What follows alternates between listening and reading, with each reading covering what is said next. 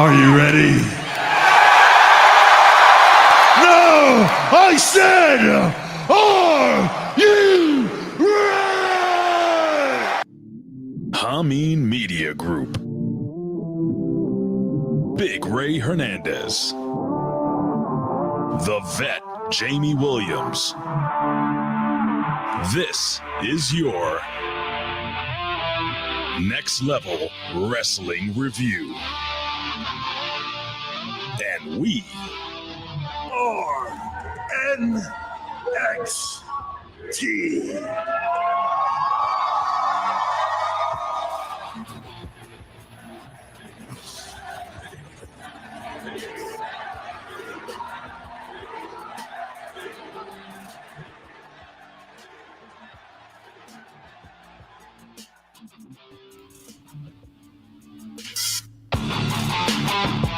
All right, ladies and gentlemen, welcome back to yet another edition of the Next Level Wrestling Review. Ladies and gentlemen, if you don't know who I am, I'm the reporter of the people, the man with a plan, Big Ray. You know, I think I might start calling myself instead of the reporter of the people, because I really don't report much anymore. Maybe I should call myself the pundit of the people. I think so, right? I'm a pundit that I think most people get along with. Like, I feel more respected than guys like Ryan Satin and Nick Hausman and those type of guys. You know, I'm your everyday average Joe, you know, carry a lunch pail. I actually have a job and I actually have touched the titty. Maybe I am the pundit of the people. Huh. All right, let's try this here. Ladies and gentlemen, this is the Next Level Wrestling Review. I am the pundit of the people, the man with a plan. Pundit of the people, pundit of the people. I'm going to have to work on that. Man with a plan, Big Ray here to stay. Talk some Lucha Libre, which is your Spanish lesson for wrestling today. And no, Dan Heffron, right off the bat, the vet is not angry. That is his smiley face. That is his happy place. That is his... Anyway, ladies and gentlemen, it is that time. Yeah, see, there you go. What do you think of that? I screenshot that, someone. Please send it to me.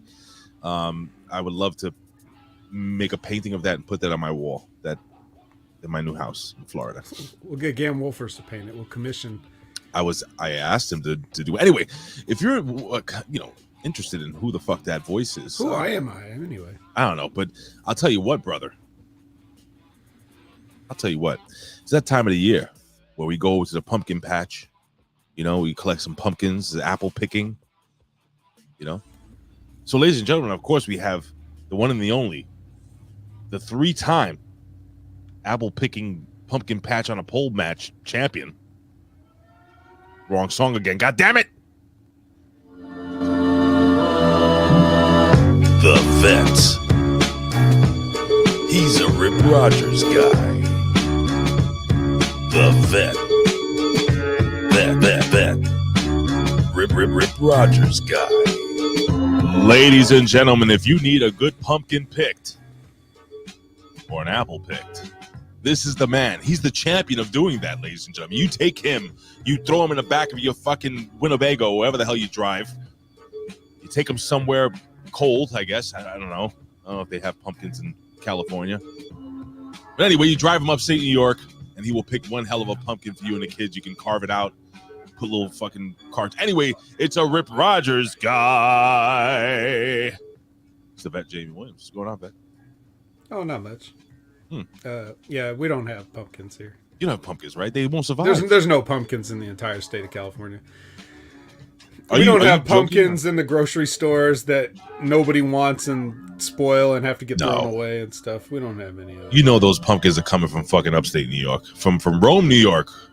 We import the pumpkins, yes. With Dippin' Donuts. Pumpkin spice. Why do you people like pumpkin spice? And I say you people because you are Caucasian. White people, yeah. I don't know. It started being a big thing about, 15, 20 years ago or something like that. It really started to take off for some reason. It wasn't a thing when I was a kid. I don't get it at all. Like, not even a little bit. Like, what's the whole... I mean, it's delicious. Yeah, maybe that's it. I like delicious things. Well, first and foremost, before we acknowledge the our people here, what's going on, buddy? What's going on? Anything new? Nothing new.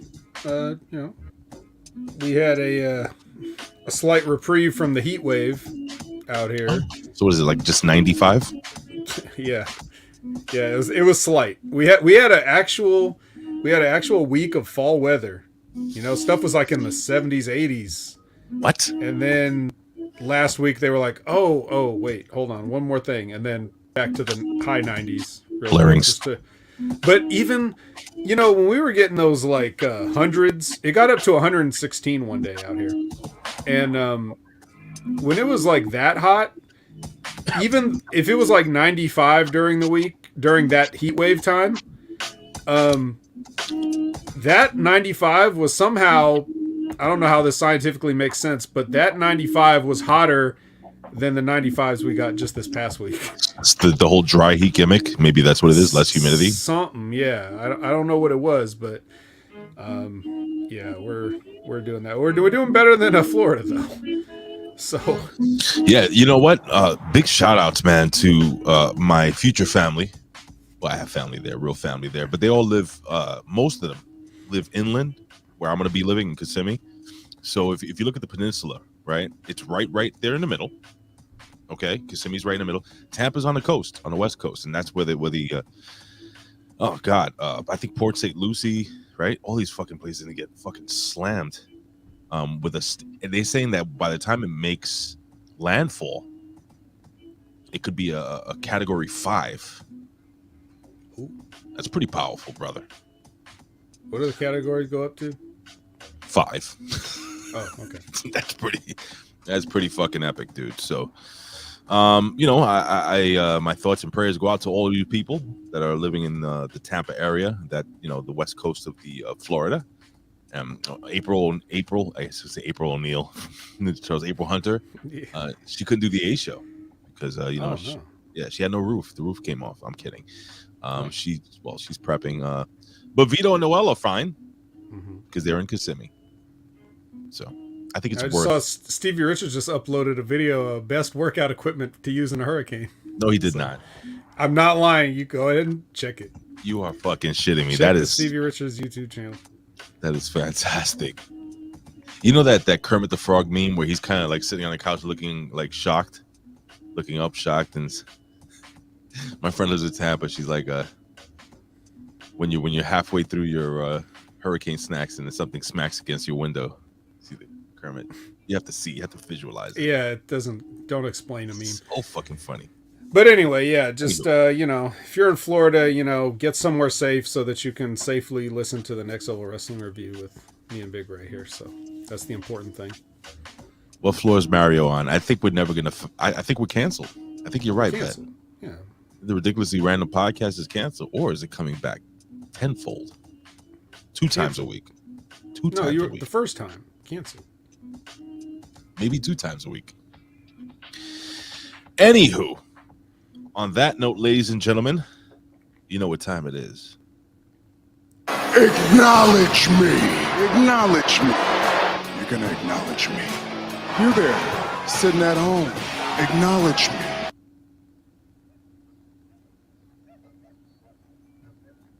I just found out this song right here is public domain. La Voz. Yes. Did you know that? No. It's an old Brazilian. Powers. It's an old Brazilian song. La Vossa Nossa, some shit. I can't fucking speak Brazilian. Anyway, so I'm doing the listing, right? That's my job now. Yeah, because you got all that stuff right in front of you. You even got Twitch, right? For those just watching or listening on audio, I am dancing. I'm doing the Eddie Guerrero gimmick. Anywho. All right, we start off with Canada Spaceman. You have been acknowledged. We have Adam Finch, who came in second here. Adam Finch, what's going on, buddy? Buckshot Kid is in his house. Uncle Fucker. What else we got? We got Frank's Pickle Barrel Ass saying hello to Canada Spaceman and Buckshot Kid. We have the handsome Dan Heffron. Sounds like a wrestling name, right? Handsome Dan Heffron against or like maybe like a turn of the century boxer.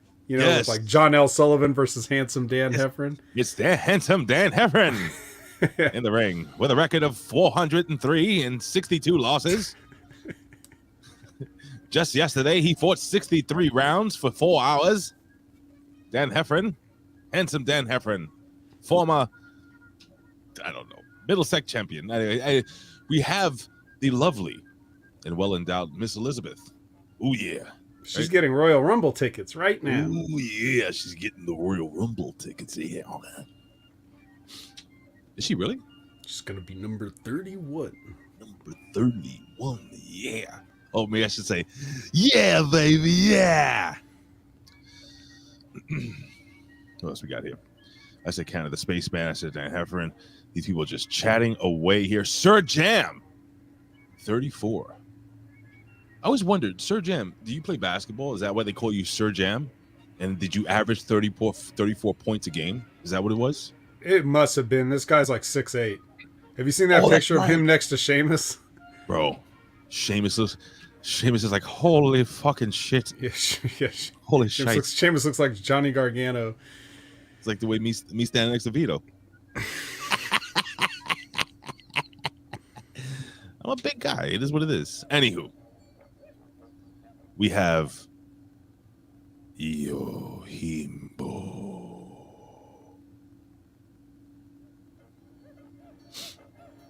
We have cold-blooded, cold XXX blooded XX. Why are you smiling off the side? Somebody shaking their titties? No. I'm reading the comments. I have my chat up on the big screen there. We have the what are they testing on Lab Rat this week? Anyone?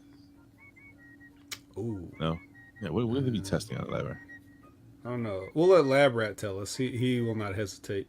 Yeah. Hurricane repellent spray. They're testing. Ow, my eyes. Yeah. You know, speaking of, I don't know why I thought of Lab Rat real quick. I don't know why this scene just popped into my head. You know when Peter Griffin, you know, when he plays like, I think they go into his mind or something like that. And he's, you know, when he does the divisions or whatever the fuck he's thinking about. Anyway, and he goes with these two little rats. And he's like, hey, you're late on your rent. And he's like, you're going to have to pay me back another way. And the little rat's like, oh, I'm sorry, Mr. Griffin. I won't do what I have. He goes, no. Her husband's like, no, please, Loretta, whoever the fuck her name is. You don't have to do this. I have to do this for the family. She's crying. And Peter Griffin's standing there because he's going to have sex with her. You know what I'm talking about? Vaguely. The mighty Bobo. He is mighty. He is Bobo. Bobo's here. We have Disco El Gemstone. That is a fucking phenomenal name on Twitch. Whoa. Now, He's is this got the little Disco? wrestling emoji? Right? Two guys wrestling. That's beyond wrestling. That's wrestling at the time. Anywho, we have the artist formerly known as Lawrence Weaver. What was he known before? Just Lawrence Weaver. Okay. Adam Finch. Hey, we have Adam Finch versus handsome Dan Heffron. No? Scheduled for infinite rounds. Yeah. And your referee, Al Robinson. Yeah, we've got a bout right here. One of the sponsors is our friends from Saudi Arabia, Jinder Mahal. Jinder Mahal's in the house. Not Jinder. We always have to make sure you guys know it's Jinder. That's wrong on every level. Oh, well. He's not from Saudi Arabia. Oh. Close enough. We have, okay, this is great. Hashtag 59 Paul, a.k.a. Shooter. And then he just types in Frankie the Pickle. So I'm assuming he is friends with Frank's Pickle Barrel ass. No, he's our friend. We still have more names here. Media M5. Not M1. Certainly not M2. Not M3. Media 4. M Category 5. Media M. God damn it. That's what. I'm just. You know what? Where is it? Where the fuck is it? It's got to be somewhere here. You know what I'm looking for, right, Vet? The applause button? No. God damn it. Once again, just being that vet, man. Just doing what vets do. There you go. All right, and I think that might be everyone. right now in the chat. So if we have not mentioned your name, you can do a hot dog in the hole, finger in the hole, anything phallic, you know. Picture of Colin Weiss on the hole, right? What do you think? Anyway. Well, Vet, it is time to talk some Karate Kid. Talk some Cobra Kai. Cobra Kai! Yes, I will play the promised review. It is a promised review, and I'm pretty excited about this. But before I even mention that, bro, there's Too a late, 10. you mentioned it. Oh, I did. But there's a 10-episode series. Let me see if I have this here. There's a 10-episode series that just came out on TV on Hulu called This Fool. Oh yeah. It is a story where this gentleman gets out of jail, and his cousin comes to pick him up, and all hilarity ensues. I think it's actually a really fucking good show. Don't know if it's ever coming back for another season. The way it ended was pretty open-ended, if that makes any sense. But will you consider watching This Fool? Fool? Holmes? Fool? Well, I consider it. Yeah. All right, I'll consider it. Will you watch it? No, I said I'd consider it. What? Don't make that leap. Well, why not? Because considering gives me the option to say I've considered it and no. Okay, that's fair. That's fair. But This Fool is fucking hilarious, bro. Like, this is one of those shows that you have to give it like 1 or 2 episodes, and by the second episode, you're in love with all of the. You know what? Fuck it. Cobra Kai. It is Cobra Kai. It is time to talk about Johnny and the rest of the crew, because that's the only guy I really give a shit about. Really, huh? Cobra Kai. All right. So Cobra Kai season 5, right? Or season 6? What the fuck is this? Shit, I guess it's 5. Yeah, they're going. Yeah, season 6 is going to be the very last. So, all right, I'm gonna put this out right now. Spoilers. Okay, spoilers coming.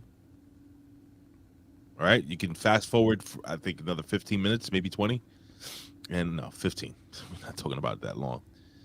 So, Vet, this was a very good season, I think, in my opinion. I think I know that you have a difference in opinion regarding this series. You know, we had all these characters. They're evolving as we speak. Remember that little fat black girl that she was too ugly for the show? Yes. What happened to her? Did she make a cameo in one episode? She did. I didn't like the fact that they actually had her wearing a bag over her head. That was a little weird. If you haven't tuned out because of spoilers yet, you don't have to worry. That was a joke. Yeah, I was deadpanning. Yeah. Okay. All right. So let's run through this thing. Let me see. I have some notes here. All right. So if you guys haven't watched this by now, come on. I don't know what the fuck's going on with you guys. All right. Let's see what we have here. We have a couple episodes here. All right. So we started off with Johnny Silver. With Johnny Silver. Johnny Silver. Yeah, it is John Silver. Yeah, John Silver. I call him Johnny Silver. What Long John Silver, Long John the pirate that opened a fast food franchise where you get extremely battered fish and chicken. So at this point, the son of a bitch has framed John Kreese. Okay, and John Kreese is in prison. What do you think of the what's the word? The relationship between John Kreese and what's her name? Gimmick Schnabitz, the little girl, the redheaded bitch with the crooked face. What? You know who I'm talking about. Alba Fire? Yes, Alba Fire. Oh. Huh. Anyway, we have Miguel looking for his dad. Let me see. We have Robbie. Robbie's still, beefing with Robbie's Miguel. with his dad. Right, Robbie's hanging out with his dad, going to look for Miguel, which is fucking crazy. I'm not talking about Samantha. I'm talking about what's her damn name? Tori. Tori. is establishing a relationship with John Kreese, visiting him in jail, trying to infiltrate Cobra Kai from the inside. My God, so much going on this year. So, I mean, we're not going to talk about every single episode. So, as a whole, what was your problem with this? Like, why do you shit on it? Why do you say it is not good? I think the writing is very clever, very deep. Bin Hameen is a fucking mark for this show. What are you laughing at? That's the surprising part. Why? What's surprising about a really fucking great show? Well, if this is what you call great, then I would hate to see what you call abysmal, unwatchable, New Japan Pro Wrestling. embarrassing. That's not a TV show, though. Well, it is actually. No, it's not a TV show. Is it on TV? Sometimes. They show it there. Sometimes. Mm. But Well, Cobra Kai's not on TV either, so I guess by that logic. that's not nice.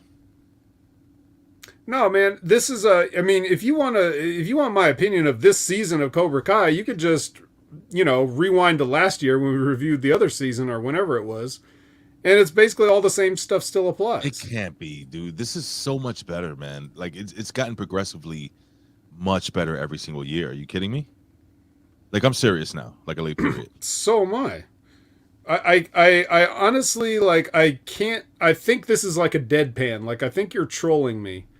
Because I can't believe anybody would actually watch this and really think that they're seeing, like, good quality storytelling, acting, character development. This show is like a Disney Channel show, except I wouldn't want to insult shows like, Hannah Montana or whatever by comparing it to this garbage. I don't know why it's so popular. I don't know why people so unironically love it.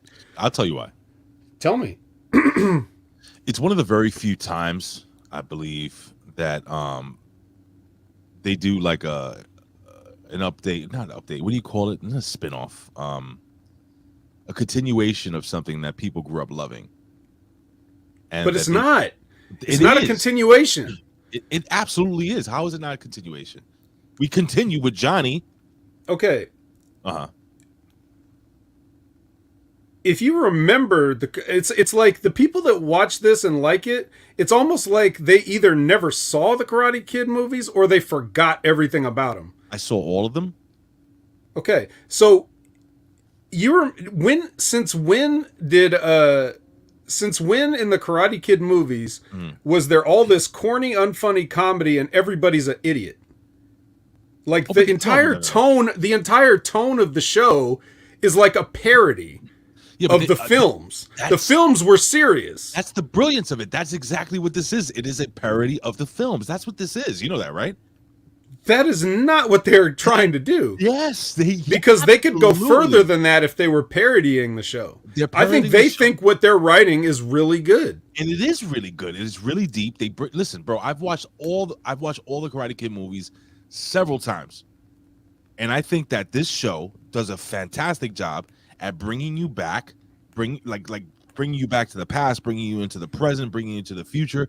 It goes so many different ways and so many possible different scenarios as to what can and what did happen and what doesn't happen, why this happened back in the past, how come Mr. Miyagi didn't teach Daniel LaRusso everything, you know what I'm saying? And then you have Chosen who comes in and he fucking basically knows Chosen, number one, is the greatest fighter of all time. Better than Bruce Lee, better than everybody else in the world. Chosen's the greatest. But I think they do a great job at that. And of course they're going to listen. This is a different time and place. Okay, so they switched it. They flipped it. You sound like the WWE making excuse for why their shit sucks. If the Karate Kid movies were whatever your favorite era of wrestling is, whatever promotion, whatever territory. Let's say the best wrestling to you was Hulkamania. Let's say the best wrestling to you was the Attitude Era with Steve Austin. Let's say the best was Mid-South. Whatever you think the best era of wrestling is, Cobra Kai is like current day NXT compared to that. Like in terms of seriousness and like believability and characters and drama and all that stuff. I don't know. I mean, I think. Well, let's go to the chat. Let's not just listen to two of us. Let's see. Dan Heffron. I watch it, but definitely didn't think it was good writing. Seriously, I thought it got worse each year. Yo Jimbo. Quantity is hijacked quality. The artist formerly known as Lawrence Weaver. It's okay if you one-shot it, but making a series out of it is just dumb. A movie, yes, or even one season, not an entire series. Let's see, what else? Lab Rat. If this was on WB, Ray may be saying a different song. What's another one? Back the fuck off! Enough.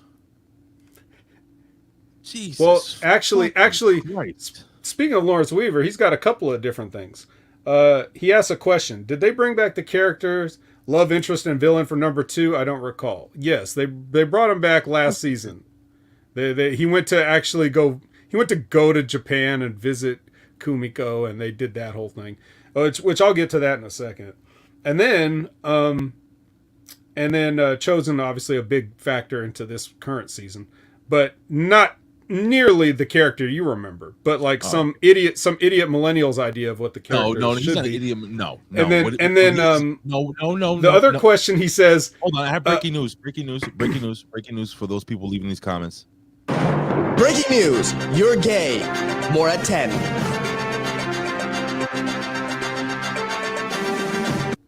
Well, you can't use that as a slur. That's not very nice. So Lawrence Weaver also said, I can't get with the fact that we talking kids who fight with karate and not one of them is considered, let me use some MMA skills. Well, in the episode when they go down to Mexico to find Miguel, Johnny and his son run afoul of some MMA cage fighters. Right. In Miguel's dad's underground fight club or whatever. And if it wasn't for cheating, they might have. Johnny was losing. Yeah, the MMA completely destroyed Johnny, and the only reason he got out of it is because he rubbed a habanero in the guy's eyes. Right, which you should. So you should. Yeah, I would have done that. Definitely. No, yeah, I don't. That actually, I have no notes on that. That's just fantastic. Of course, writing right there.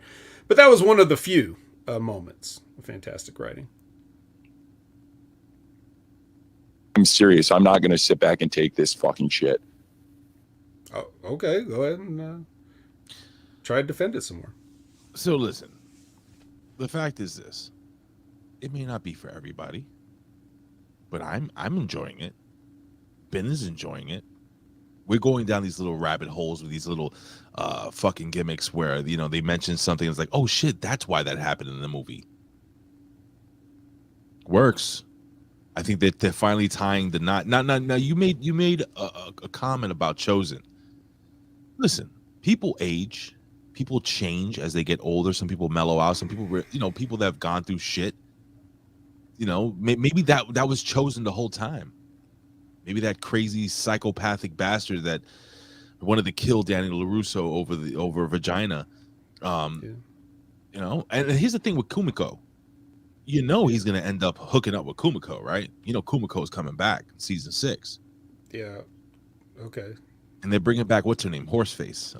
The Karate Kid, the last Karate Kid, or whatever the fuck she was. What was she? With the eagle? She was the next Karate Kid. Didn't she have like a fucking pet pigeon or a falcon or some shit on the roof? Something like that shit. That was the shit. I heard. Still better than this, but. That the final season is going to be Daniel LaRusso versus Jaden Smith in a dress. Ooh. Now that would make up for everything up to the point. Yeah, this is I encourage you people, if you have checked it out or if you haven't, just make up your own mind. I thought it was great. And Ben thinks it stinks. And it's funny, yeah, it stinks. It's real bad. And the other thing too is like I used to think Karate Kid 3, like you watch that movie back when it came out, and a lot of people, they were fed up with Karate Kid by that point. They were like, fuck this is tired, this is old, like this is just the same old shit. It's very mediocre. Like that's what a lot of people thought. As a kid, I didn't know any better. I thought it was okay. It wasn't as good as the first two, even as a kid, but man, it looks like a fucking masterpiece now. Like when you watch this movie with these Stop it. characters, the characters from Karate Kid 3 and Han what they Silver. do with them, where yeah, you got Terry Silver just Terry like Silver. he's not even he's a shell of what he was in that he was There's a reason. amazing in that movie. But there's a reason why. Amazing in that movie. You know and why? you think You know just why? because you pull your hair No. into a ponytail, you're going to No. recapture the magic? Vet, there's a reason why Terry Silver, and why I don't know why I kept calling him Long John Silver.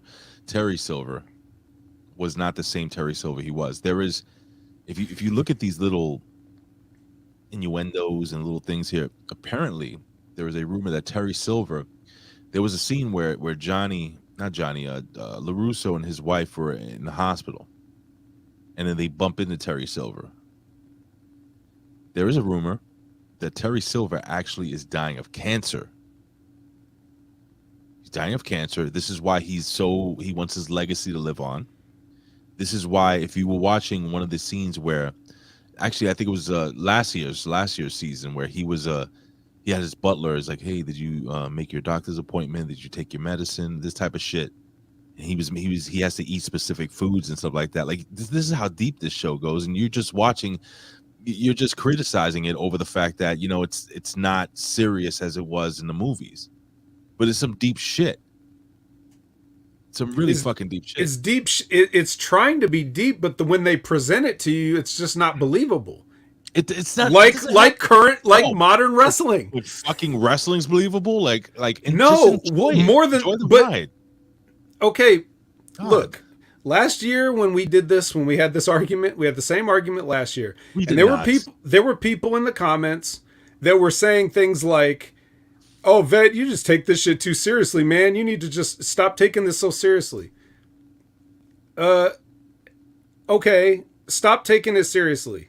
What does that even mean? Okay, so like that's like when when people remember, how many times have you heard people say, "Oh, Bret Hart took himself too seriously." Bret Hart took himself way too seriously. Yeah, so exactly. Yeah, Bret Hart took himself seriously. Oh, sorry. Well, I guess you're doing a lot better with guys like fucking Austin Theory, or like all these guys are so much better than Bret Hart. Obviously, it was wrong for Bret Hart to take his craft and passion seriously. Or how about what's another thing? Oh, like anybody that sucks at their job, like. That's an excuse. Next time, hey, Ray, next time you're on the train, and you talk about how the city's going to shit, just be like, bro, you're taking New York way too seriously, bro. Way too serious. You're taking it way too serious. Just relax and let New York be full of bums and crackheads and everything else, bro. You're taking it too serious. Next time you go through the fast food line and some idiot kid screws up your order because they can't count, just be like, bro, you're taking food way too seriously. Why maybe everybody's saying that things is no. People saying different things. This is a TV show, and you're talking about real life. Like are you talking about? No, I'm serious. I'm dead. Are you serious. so you're saying? Are we serious like a lake period? Two different serious. So you're saying that real life is measurably better than it has been in the past, and you can't see all the cracks. It is worse. So everything's getting worse. And the reason is because people don't take shit seriously enough. Maybe if everybody wasn't busy treating real life like the people on the Karate Kid treat this fucking franchise, maybe everything wouldn't suck so fucking bad. Did you ever think of that? But no, we take it too seriously, so let's not take it seriously. No, that's cool. I've thought of it. But I just enjoy the TV show. Can't. You can. They don't take it seriously enough. I do. Yihimbo, you're about to be banned. Stop putting the vet over. You're 2 steps away from being banned. See this right here? This bullshit? This ain't gonna fly here. That's what geniuses sound like. Oh, stop it. Just remember this, people. Just because the vet makes a good point doesn't mean that he's right. With all that being said, apparently there's a move in professional wrestling that we will never see again, Vet. There's in the WWE at least. Guess what move it is? I'll give you 3 guesses. WWE is banning this move permanently, saying it's too dangerous. And I'll give you a hint. It's not a dive. Oh, I couldn't possibly tell you. I think all these moves are completely safe, and everybody should be able to do them. And they should try this at home. Because it's just wrestling, so we shouldn't take it serious. Bet you still got 3 chances. 3 guesses. What are these? I'm gonna forfeit all my chances. What is it? Damn it. Well, according to multiple sources, the Tombstone Pile Driver is no longer ever to be used again by any wrestler. Not a bunch of people were lining up to use it. Who did it better, The Undertaker or Don Morocco? That's the real question. The Undertaker, I guess. You think so? I thought Don Morocco did a fucking damn good Tombstone Pile. Remember when The Undertaker Tombstone Pile drove Hulk Hogan into the chair, and Hulk Hogan's head was like a foot away from the chair? Well, you got to take care of him, brother. No, stop it. Joining us late was Sonic the Hedge Rat, Scott Woodford, and of course, Jerome Hall. So there are rumors out there. Now, do you know there's something called the belt community? Yes, it's run and operated by Conrad Thompson. Okay. There is a belt community out there, ladies and gentlemen, and within this belt community, apparently, they have there's a gentleman that he's I guess famous on YouTube for knowing insider shit about belts. And anyway, they're saying that there are going to be 3 new titles in the WWE. Not new titles, but they're going to take the old titles and get rid of them. So the tag team titles are going to be condensed into one title on a black strap. Apparently, there may be a new Intercontinental title and a new, 4 titles, a new NXT title and a new World Heavyweight title over WWE. There is also a belief that the WWE titles will still have the big WWE logo in it, front and center, and we are not going to be getting the beloved winged eagle until as opposed to the unwinged eagle. It's just a torso of a bird with just like a penis. That would be a dinosaur. Yeah, Without, I don't know, man. What's your favorite belt of all time? Like when you were a kid, you looked at the belts. Oh, winged eagle. Was that really like your all-time favorite?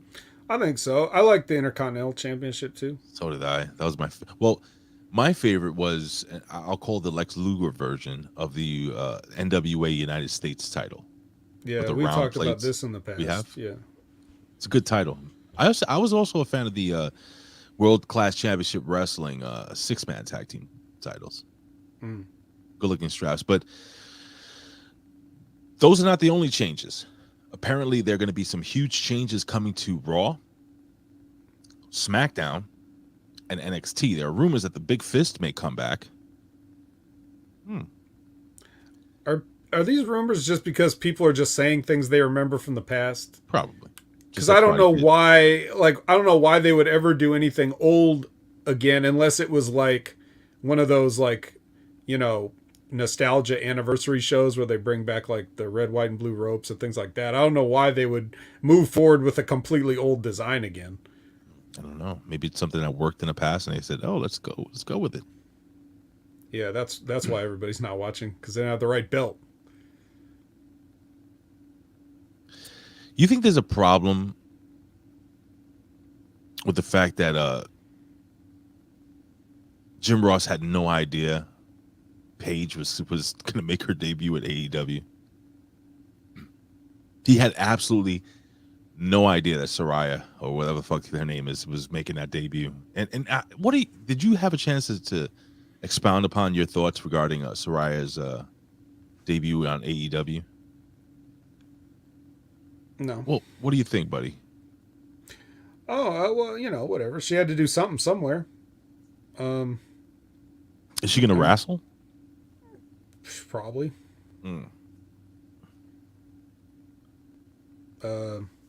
It was stupid the way they did it. You know, Oh, where the first she thing comes out yeah, that was and dumb.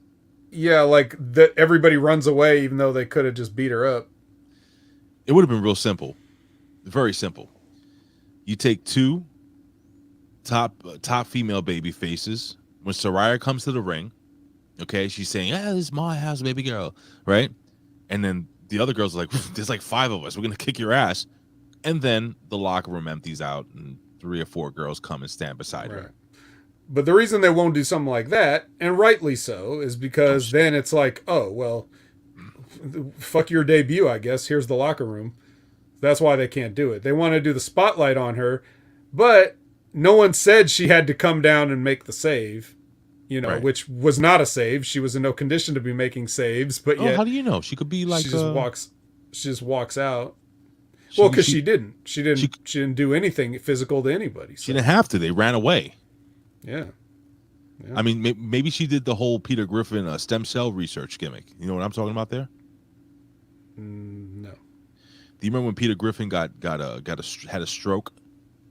No. And all right, so there's an episode of Family Guy where he got a stroke. And long story short, he's half the show, half his face is down. He's dragging his left side of his body, and then he just walks past this stem cell research place. He walks in. Now he's been like this for like almost a year in the cartoon, in the show. He walks in, and 5 minutes later he comes out. He's like, "Why aren't they funding this?" They heal him right away. So maybe she got that gimmick. Anybody know? Media M5 knows what I'm talking about. Ha. You know the laughing ostrich from Family Guy? Aha! Look, I don't know if you. Maybe I should just say this right up top. Like, I stopped watching Family Guy a long, long time ago. I probably stopped watching it after the second or third cancellation. So This is the vet watching Family Guy. Oh my God, who the hell cares? and every time I do dip back into it to see like, oh, what's going on Family Guy, I watch it for 5 minutes and go, yep, I don't miss it. So, but yeah, so, so Saraya, she's back doing whatever she does. It was a weird debut. I don't like the debut, but it's fine that she's there. But the point that you were about to make with this was something else, right? Like the story is... Well, the story is that what's Jim Ross's position at AEW right now? Guy? No, seriously. What is his official title? Is anybody? I don't know what it is. Do you know what it is? No. Isn't he like a big time manager? I don't think I think he's just, I don't know. He's an announcer. I would think that he would need to know if. There we go. So yeah, well, I mean, he may not need to, but he probably should, unless you've got her hiding back there from everybody, so it's a surprise to everybody. But I don't know why you need to do that. I don't know. I just think I don't know. I don't think Tony Khan respects Jim Ross. Well, think of it this way. Like again, now we have great respect for Jim Ross and everything. I absolutely do. And Teddy Long, by the way, which he blocked me, but I never even fucking did it. Did he block you, by the way? Oh no, of course not. How the fuck did I get blocked? I didn't even tweeted the man. Well, we already found out that whole thing was like a hacked account thing. How do I get unblocked? I'm sure they'll go through, like, he'll have somebody go through and take care of all that stuff. You don't really seriously think Teddy Long has ever been on Twitter in his life, right? Like, you really don't think that. Teddy Long is like 70 years old. People don't do their own Twitter. We do our own Twitter. Teddy Long doesn't do his own Twitter. So don't worry, he's not going through blocking anybody. But it was a fun little thing that lasted a couple days. And real quickly, rest in peace to his wife. Apparently, he just lost his wife. Oh, his wife literally just I think she passed away yesterday, if I'm correct. And then also yesterday, Teddy Long comes out with a T-shirt on Pro Wrestling Tees saying I was blocked by Teddy Long. Oh no. So well, the timing on these things is. But speaking of dead wives, like Jim Ross. Oh, so Jesus! We're giving. Well, Holy I'm giving him fuck. I'm giving him a pass because he's clearly still having a hard time with it. So whenever he gets on commentary and fucking completely buries the business, I just go, well, I mean, you got to give Jim Ross a pass. But it's not good for Tony. Because JR's going out there and he's talking like he's just doing an episode of his podcast where he's just having arguments with imaginary fans and just going off on tangents that nobody asked or related to anything, getting his shit in, doing his, whatever. So it's like we give him a pass because it's Jim Ross, but really, should we give him a pass? At a certain point, I think Tony Khan's got to be like, and that's why you don't see him on the show that much. Like it was like just the last half of Dynamite. Now it's starting to be like, okay, it's not Dynamite at all, but it'll just be Rampage. Pretty soon, Jim Ross will just be another guy that sits backstage reading the newspaper with Arn Anderson and collecting a paycheck. And so he has earned that spot though. I mean, if Tony wants to pay him to do that, that's what he can pay him to do. He could also just say, "Hey Jim, could you do the wrestling announcing like you used to and not just do your podcast on the air?" He could say that. I mean, he is the money mark. Have you had the opportunity to taste his barbecue sauce? No. It is fucking good. I assume it would be. Really fucking good. I got to put it over, man. Jim Ross barbecue sauce. It's fucking great. One of the headline stories of this week is Malachi Black apparently getting some death threats. I do have the video here. It's a little long, but I can read that one portion where he talks about wait a second, what am I doing here? Oh no, hold on a second, Vet. Continue talking about Jim Ross for a second. I'm sorry. Oh no. Well, I'm looking at the chat and Baba said, Vet Ray, how do you feel about Sarai's brother pleading on Twitter to be signed to AEW? I don't know if he was pleading exactly, but he definitely made a one of those, hey, just kidding, unless, like that kind of thing. Well, they signed a guy with no legs. I think her brother could probably have a shot. What else do we got here? You don't see anything here, right, in the video? Apparently I'm tasteless. We lost Big Ray. Big Ray has turned into a loading symbol. All right, I'll just keep reading the chat. Let's see. Plant Terror secret ingredient. Important matters. Nikita Lyons has lost weight. Not sure I like that. Yeah, I don't know. Well, apparently we've lost Big Ray, and I don't have the news in front of me, so I'm just vamping until he gets back. I'm sure he'll be back any moment now. Yo, I don't know what the fuck has been going on with my internet. Pay your bills. No, I pay my bills. I pay a lot. Pay the next month. Fucking insane, bro. Anyway, you got Spectrum too?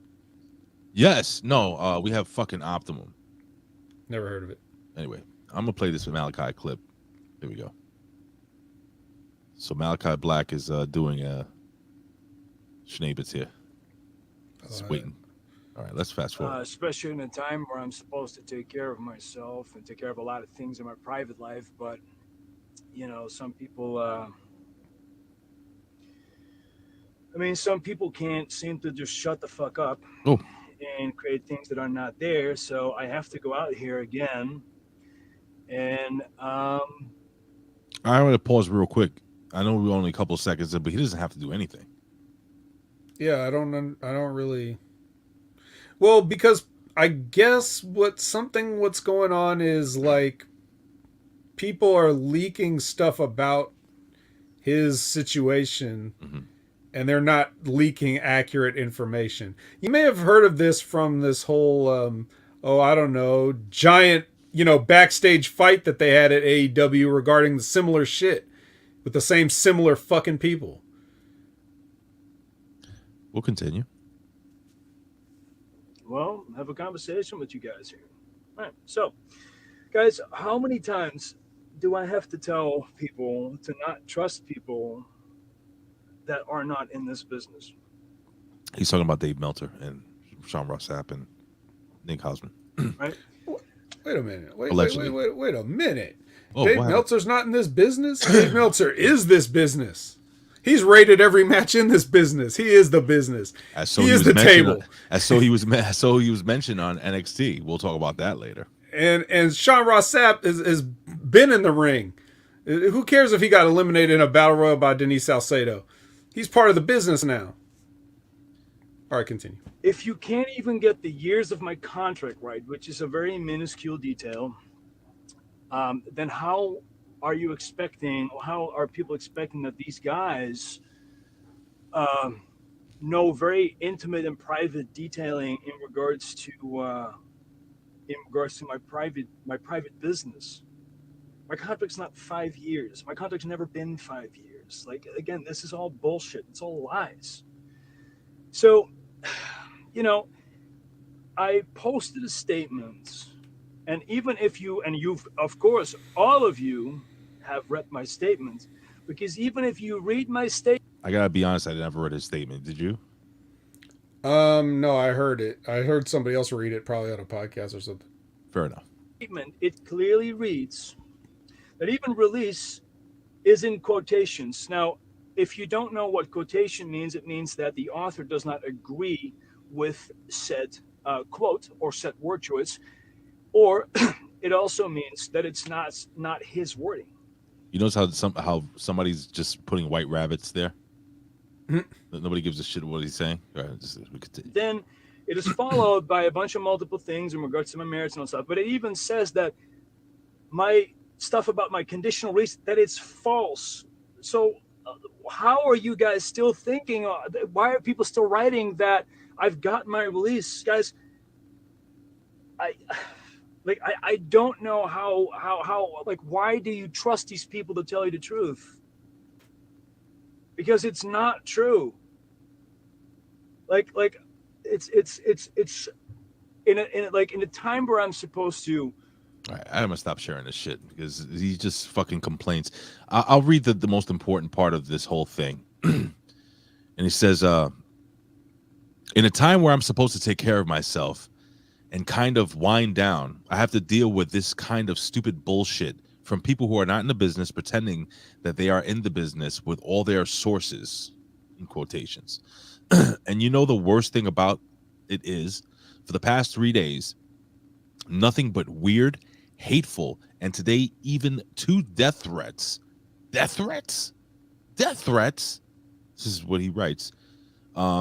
You wish death upon a person because of what someone else said, and then say that it's confirmed. It is not confirmed. Clearly, it is not confirmed. None of this is confirmed. There is no confirmation because I haven't left. So basically, he's saying that none of the bullshit that you're reading regarding his health, mental health, issues with his wife, request to leave AEW, none of this is true. And apparently people are dumb enough to send. Why would you send a death threat to him? I don't get that. Because it's easy. You know, back in our day, Ray, if you wanted to send somebody a death threat, you had to cut a bunch of letters out of magazines and paste it, and you had to actually get an envelope and put a stamp on it and send it. So much harder back then. Yeah, now you just be like, I'm gonna fucking kill you. Send. Right. Tweet. Yeah. With the egg emoji as your fucking gimmick, as your profile the account picture. You created just to send a death threat. It's really a fucking shame, but I think it's just this the fact that he's selling for it. Do you have an issue with that?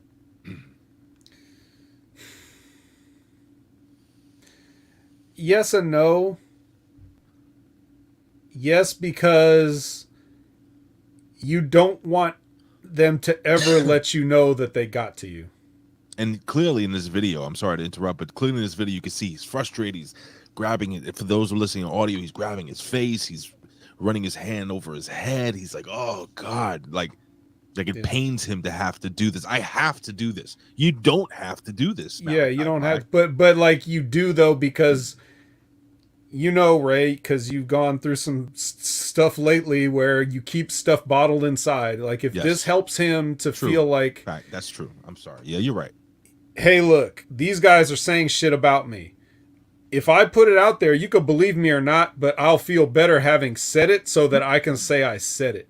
That's why, again, tying it back to the other incident, that's why CM Punk is sitting up there while he's eating muffins, and he's got all these people in the room with him, and he's like, okay. He's like, hurt, and I'm old, and I'm fucking tired, and I work with fucking children. Right. Great, best soundbite ever. I'm sorry. It's so good, and you can really relate to that if you actually know how this shit works. Look, anybody that's been around the business for a while, like on the other side of the curtain, we all have seen times where the dirt sheets just get something wrong. Now, they don't always, it's not like a black and white thing. Like they're either out to get everybody and put their friend, or out to get some people and put their friends over or whatever. Sometimes they're trying to report it, but it's like the telephone game where somebody's telling you their version of something and that's all you got to go on. Some people don't talk to Meltzer. Some people do. The people that do tell him get to tell him whatever side of the story they want to tell. And he just goes, well, that's just what I heard. And he can say that he talks to different sources, but does he really? Like, if you've got a deadline, you want to put your newsletter out, do you have time to talk to all these sources and triple confirm everything? No, so he's probably just gonna go, oh yeah, I trusted this guy a long time. I know these guys. There's the classic guys that you've known have stooged to Meltzer over the years. You can go down the list of names, whether it's Heyman or Terry Taylor or anybody that's had a speaking relationship that's going to tell him whatever version of the story, right? So, but there's been times if you're around it, like I was, even just seeing little things that they report where I was like, well, that didn't happen like that because I was there. So, this is stuff that the wrestlers have to get used to. We didn't, there was something they always had to deal with, but they didn't always used to be a company that a bunch of people worked at that was fucking run by the dirt sheet. Right. Like that's basically what AEW is. Yeah. Because Tony grew up with it as a fan, and he's using it, and he thinks that that's the be all end all maybe of where the direction that he should go. So if Dave makes a suggestion, Tony might want to listen to it. Maybe he doesn't listen to a lot of Dave's suggestions. I don't know. But what we do know is when you've got guys feeding information, it's like a conflict of interest if they're EVPs.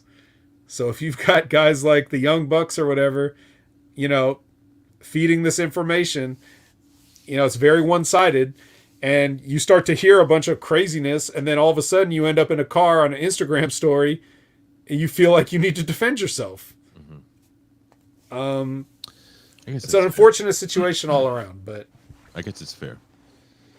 All right, we could end our. Oh, you know what I didn't do? This is the 3 Count with today's biggest stories in pro wrestling, world news, pop culture, I was just gonna let you get away with sports, it. and more. This would be like back to Big Ray. This would be like, remember last week on NXT when a couple of guys went out there and started fighting, and then a match broke out. Yeah, it's kind of like that. We started talking about the stories, and now we get the 3 count. I have OCD. This is the last story of the day. So there is another rumor, but this is more of a fun rumor. Okay, what if? And speaking of what if, the Pro Wrestling Reflection show that I've been producing for many years, very fun show with Tommy Wonder and the Professor Chalbelo Veracruz. They're going to be, so they do what they call episodic episodes where, they discuss, pay-per-views or regular shows or some obscure wrestling promotion and stuff like that. Then they do movie reviews, movies with wrestlers in them or movies about wrestling. They do all these different cool things. And they're going to be doing 2 more. They're adding 2 more shows to their, I guess, what would you call it? Anyway, to their schnabits, to their gimmick. Slate. Their slates, I guess. One is going to be called What If? Mm-hmm. So it's going to be a show based around what ifs, like what if Owen Hart never passed away, or what if Magnum TA didn't get into that car crash, or what if Hulk Hogan never left the AWA. So that's going to be pretty fun and interesting to listen to. And they're going to do another show called Untapped Potential. So I'm going to ask you real quick before we jump into this last story. Who would you consider some of the biggest untapped potential? And so what untapped potential is, let's say like a Waylon Mercy. Yeah, bigger than what he's like. So what are some of your guys or gals in the wrestling world, the storylines that you think would have been what you consider untapped potential? Well, one comes to mind because I was recently listening to him, because he's a part of the Rene Dupree thing, The dyad. no, Rene Dupree show, but Paul London. Right. I thought Paul London had a chance to be that. He had a chance to fill that role in a way that Shawn Michaels, when Shawn Michaels kind of left as that, underdog babyface, high flying kind of underdog scrappy babyface. Sure. And the WWE's never really had a good one like that. Maybe Bryan Danielson, but I mean, funny enough, those are both Shawn Michaels, students. But I thought Paul London could have been that. He could have been like a top guy in that role. Like he either almost gets there and doesn't quite, or maybe one day he actually does get there to the top. Like that's a guy I think they didn't use him to 1/100th of the potential that they could have. Okay. And he's a we should see if we should get him on here. I don't know if he'd do it, but he sounds a lot like me when he bitterly talks about wrestling, except he's actually been all over the world and done a lot of the stuff, whereas I have really not. But when I hear him, I'm like, yeah, it sounds like something I would have said. I would love to have Paul London on. Make it happen, Vet. You got it. Tino Sabatelli. Also, fuck that. Who said that? Sergio? I knew it. I didn't have to see it. No one even knows who that is. The only person that knows who that is Sergio. But anyway, can you play the breaking news music real quick? Sure, if I can find it here. This isn't part of the proper 3 count, but it's not. But I have the breaking news music right here. Here we go. We have some breaking news. And with your breaking news, we have a very well-hung reporter, Jamie the Vet Williams. Jamie the Vet Williams, take it away. Thank you, Ray. I am standing here and I am reporting that Lizbeth has gotten Royal Rumble tickets. Holy shit. Let's give a hand to Elizabeth, ladies and gentlemen. Very good. Excellent. But here's the funny thing.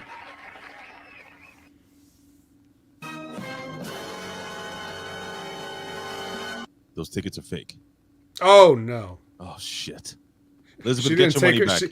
She didn't take her ticket buying serious enough. Elizabeth, you can't buy tickets from a guy in the corner named Snake. The tattoo on his face of a snake. Oh, no. She's going to the Royal Rumble, huh? All right. I mean, I went to WrestleMania, but I would like to go to a Royal Rumble. I've been to No Way Out. What other pay-per-views have I gone to? I went to Sold Out and WCW. That's about it. Well, maybe she can bring a Next Level Wrestling Review sign. Hey, can you bring one of those, those big head cardboard cutouts and have a friend come with you, one of the Vet and one of me?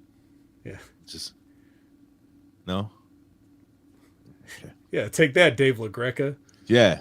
Dave, I like Dave LaGreca. I like him. Is he related to Don LaGreca? Couldn't tell you, but okay.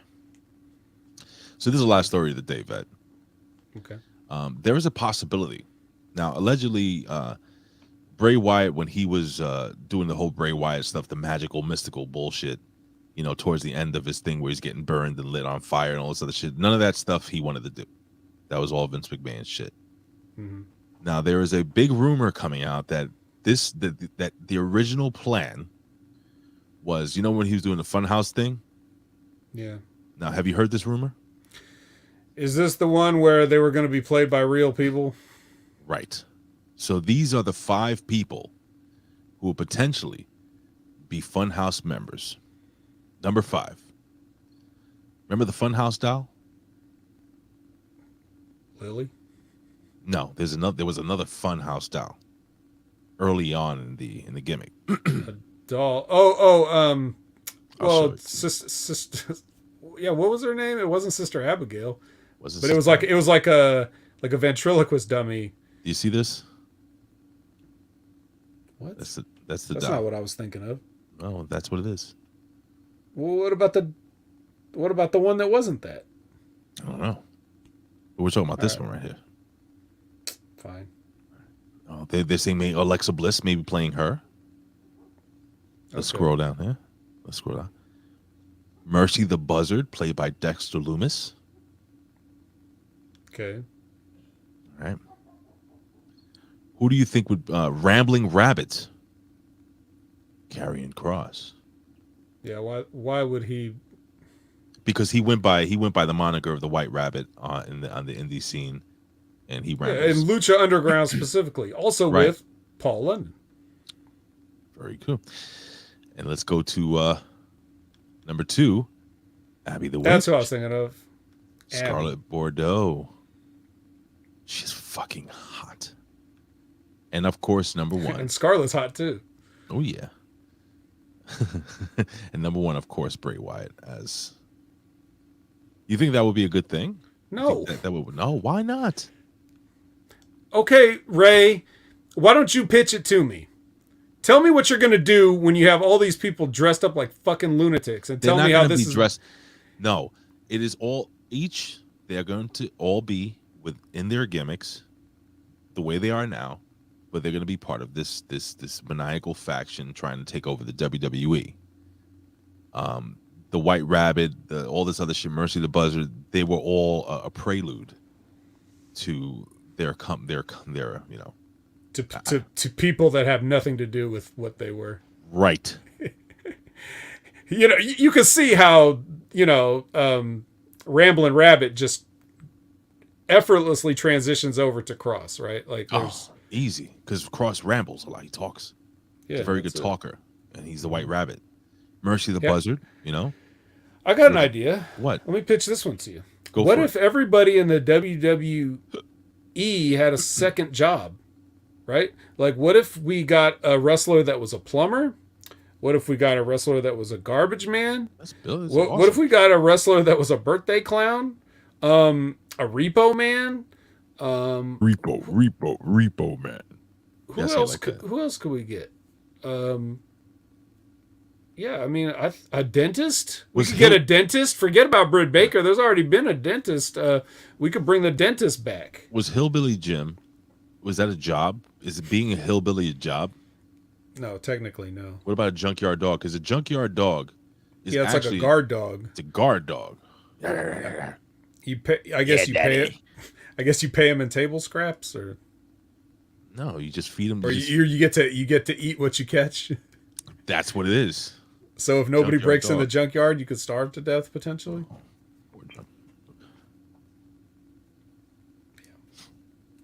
I don't know, Fat. I don't know what to tell you, brother. I feel like Rick Vickery when Ben Hameen tells a joke. Yeah, I hate Bray Wyatt. I hate this. You whole really fucking you thing. really don't like Bray Wyatt, huh? No, I don't. It's exactly what's wrong with wrestling. Well, we're about to jump into NXT, and I just have a question for you. Have you ever been in a pub? Have I? Probably. Been in an Irish pub?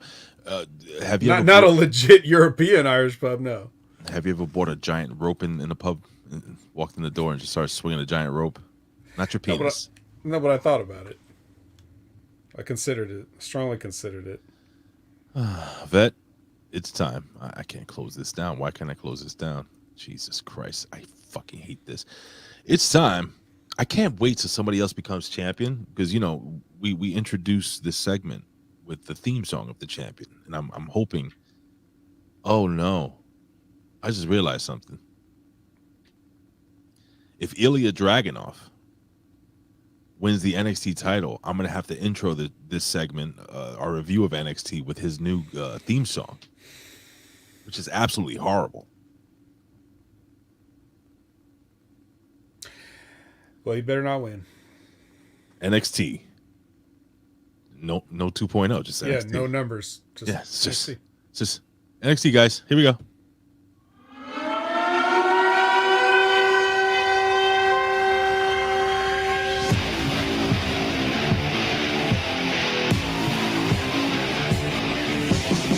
All right, ladies and gentlemen, it is NXT, which was it was live live. We'll do it live on September 27th, 2022. The main event of the evening, we have Gallus versus Brooks and Jensen. Oh God! In a pub rules match. So apparently, in a pub, you're allowed to just fighting with the shillelagh. Hit him with a shillelagh. The Irish pub. Shillelagh. Remember when Sheamus and Jeff Hardy had that bar fight? No. Where they just built a fake bar just to like have a fight in it. Did they really?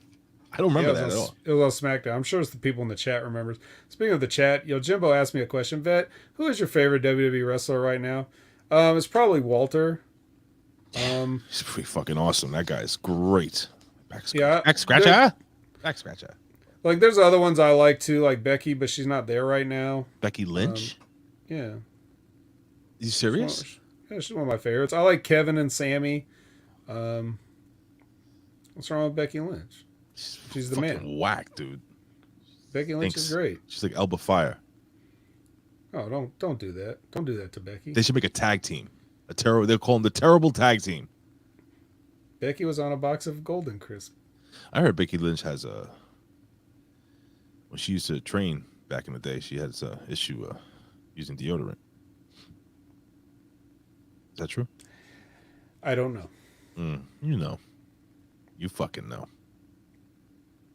You know. I wish I'd like to know. Oh, you like Becky? You think Becky Lynch is cute? You like her?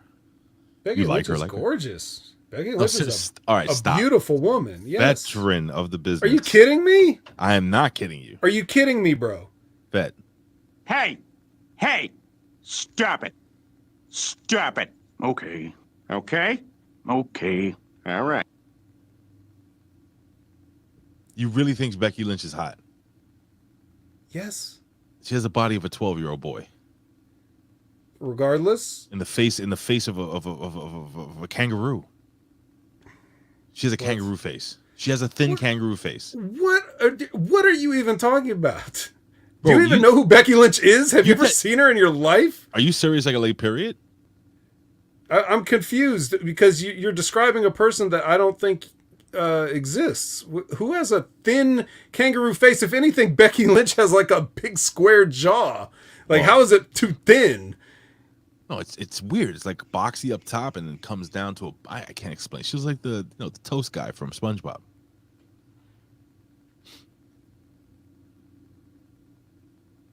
Come on, Rick Vickery. Would you please? Are you just trying to get me riled up even more than I'm about to covering this episode? This is the vet. Is this entertaining for you? This is the vet. You want me to get riled up? I'll get riled up. That's the calm before the storm, motherfucker. Oh shit. Oh no. Here comes the F5. Top 10 workout equipment to use. That can't be real. Yeah, I'm just making it up. Nothing I ever say is right. I'm gonna look for top 10. Go ahead. I don't know what the video was titled, but it went up like an hour ago or more.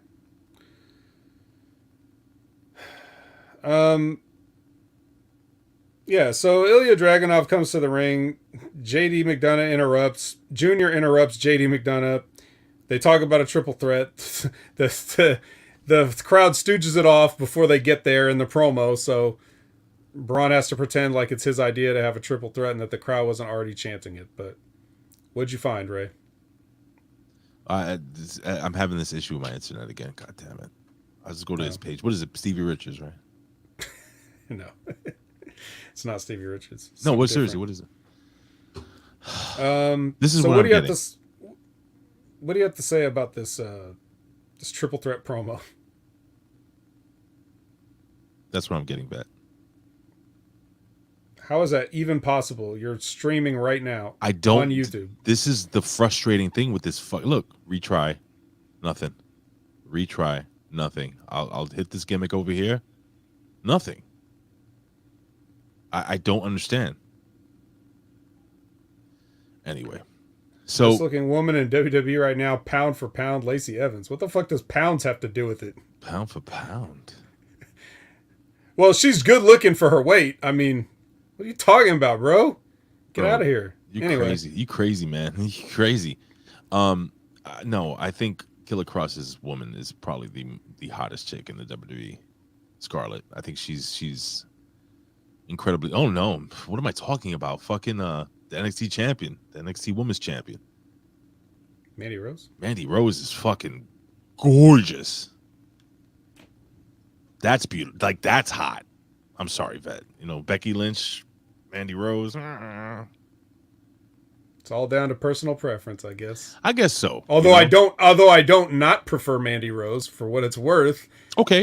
I'm not you know, that there are many items on the buffet table here. I'll give you a quick one.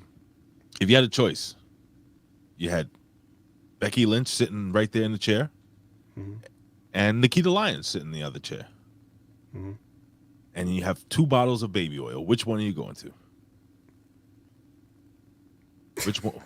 Wait, so I get to use 2 on one of them. Right. 2 bottles on one person. Yeah, well, okay. One on yourself and one on the other. Hello. I don't.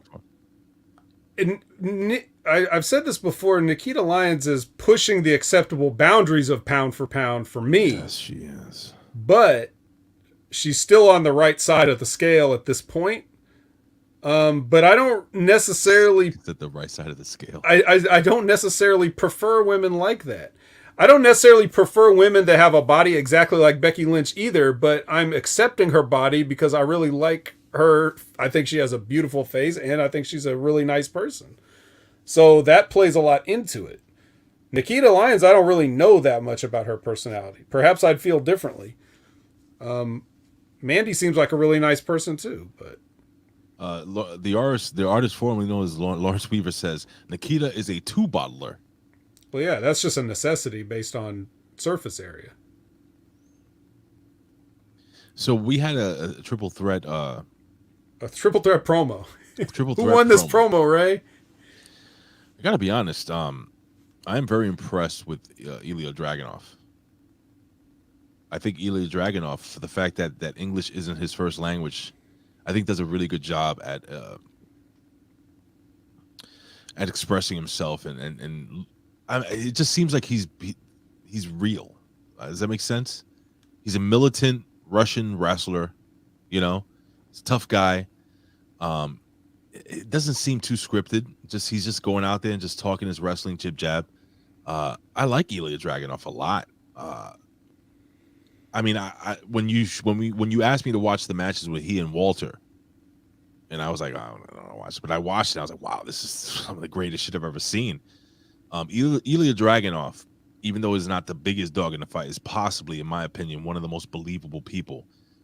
Is he a judo player in real life? Because the way he fucking throws, wow, he's very good. Sambo, maybe, if that's a real okay. martial Sambo, art. okay. You know, Sambo is kind of a martial art. Yeah, I guess you would say. I've heard it used many times. Don't watch a lot of Sambo tournaments on ESPN 6, but yeah, you know, ESPN the Ocho. No, he's very, very good. I would say Ilia Dragunov won this. Okay, all right, I won't disagree. Because both these other guys are fucking boring. So whatever. Speaking of boring, that goes right into Gallus backstage getting into a fight with the country duo. Security's already in the middle as we join them, so we don't even know what this looks like without security trying to break it up. So there you go. More excitement, more artificial excitement on the show. Did it get you excited? Not really. Okay. Then we have Schism. They have words for Cameron Grimes. And this is like a pre-taped vignette type thing where they're all three talking separately. And this time Drake, whatever they're calling him now, definitely did not have the black contact lens in. But Gibson has the white contact. So it's like one of them's just like, yeah, fuck this. I ain't doing that no more. And the other guy's like, oh, I'll do it. I got to put this over real quick, Vet. And I would say before we play this real quick, we have the express written consent of one Stevie Richards. I thought this was a rib. I really thought you were joking, but everyone, this is Stevie Richards, and at the time of this recording and upload, Hurricane Ian is about to hit Florida. so I figured I'd make this video. Of course, first and foremost, we are prepared. We do have enough water. We have food. There's water behind him. We're safe, all that stuff. So number one thing. He's going to take a jug over and scoop it out. Related. Stay safe. Go to somewhere where you're safe. Make sure you have enough food. Water. I told you guys. Top best fitness products during a hurricane. Scroll down to the timestamp. Let's just see what the best fitness product is. What do you mean times? Oh, here. Let's see. So we have a manually access your garage gym, a climber, a lit strength machine. I don't know what that is. A power block dumbbells. Mm-hmm. Yeah, got it. Bullworker products. What is that? That's the old school. You can use. You know, the thing that you do every exercise in one bow-like piece of machinery. Okay, and then let me see. Let me just see something here. Does he show what they are? Let me see. Probably. Okay. Yeah, that thing, and then you can like it actually looks like a bow at certain exercises, like you pull it back and stuff. Okay, and then last but not least, you don't watch Stevie Richards' fitness videos all on YouTube? all day, every day. And well, a tempo. That. What's a tempo studio? This gimmick. What is this? What is he doing there? It's a mirror. Be sure to have your mirror so you can look at yourself. Oh, one of these things. Okay. There's a famous one out there. What is it called? Anyway. That is brilliant. Mm-hmm. Brilliant booking by Stevie Richards and the USA Network. Continue. Mm-hmm. Well, that's a lie. So I'm not going to put that over. That's alleged. Alleged. All right. Your girl Fallon versus your other girl Mandy. Bro. This must have been a dream for you. Were you on the train, like jerking off with the rest of the people, or? Fuck yeah, I was. Okay. All right, come on, vet. All right, now you've seen Fallon Henley in this match with Mandy Rose. By the way, I thought this was a really fucking solid match between the two girls, and I love the finish. Boom, hits her with the flying knee, done, knocks her out. Do you still not see what I see in Fallon Henley? Like between the looks, her in-ring work, like you don't see any of that? You still think she's whack? Yeah, not into it. Wow, really, dude? Mm-hmm. Huh. She's a lovely young lady. I don't see her ever going anywhere in this company. I think she's great, bro. I'm not even joking. Period. I think she's awesome. I love her hair. She has that thick, curly hair that, you know. Mm-hmm. Is Colin Weissong really in the chat? You son of a bitch. He was. He's in 2 chats. Thanks for canceling the ridiculously random podcast, you asshole. Anyway, can't even do the A show now. Whatever, vet. Yeah. So then we get the post match promo. They start cutting Mandy starts cutting a breathless promo on Alba, and then she shows up on the screen in a pre-tape. And she sets a trail of gasoline that spells out "and new" hashtag on fire.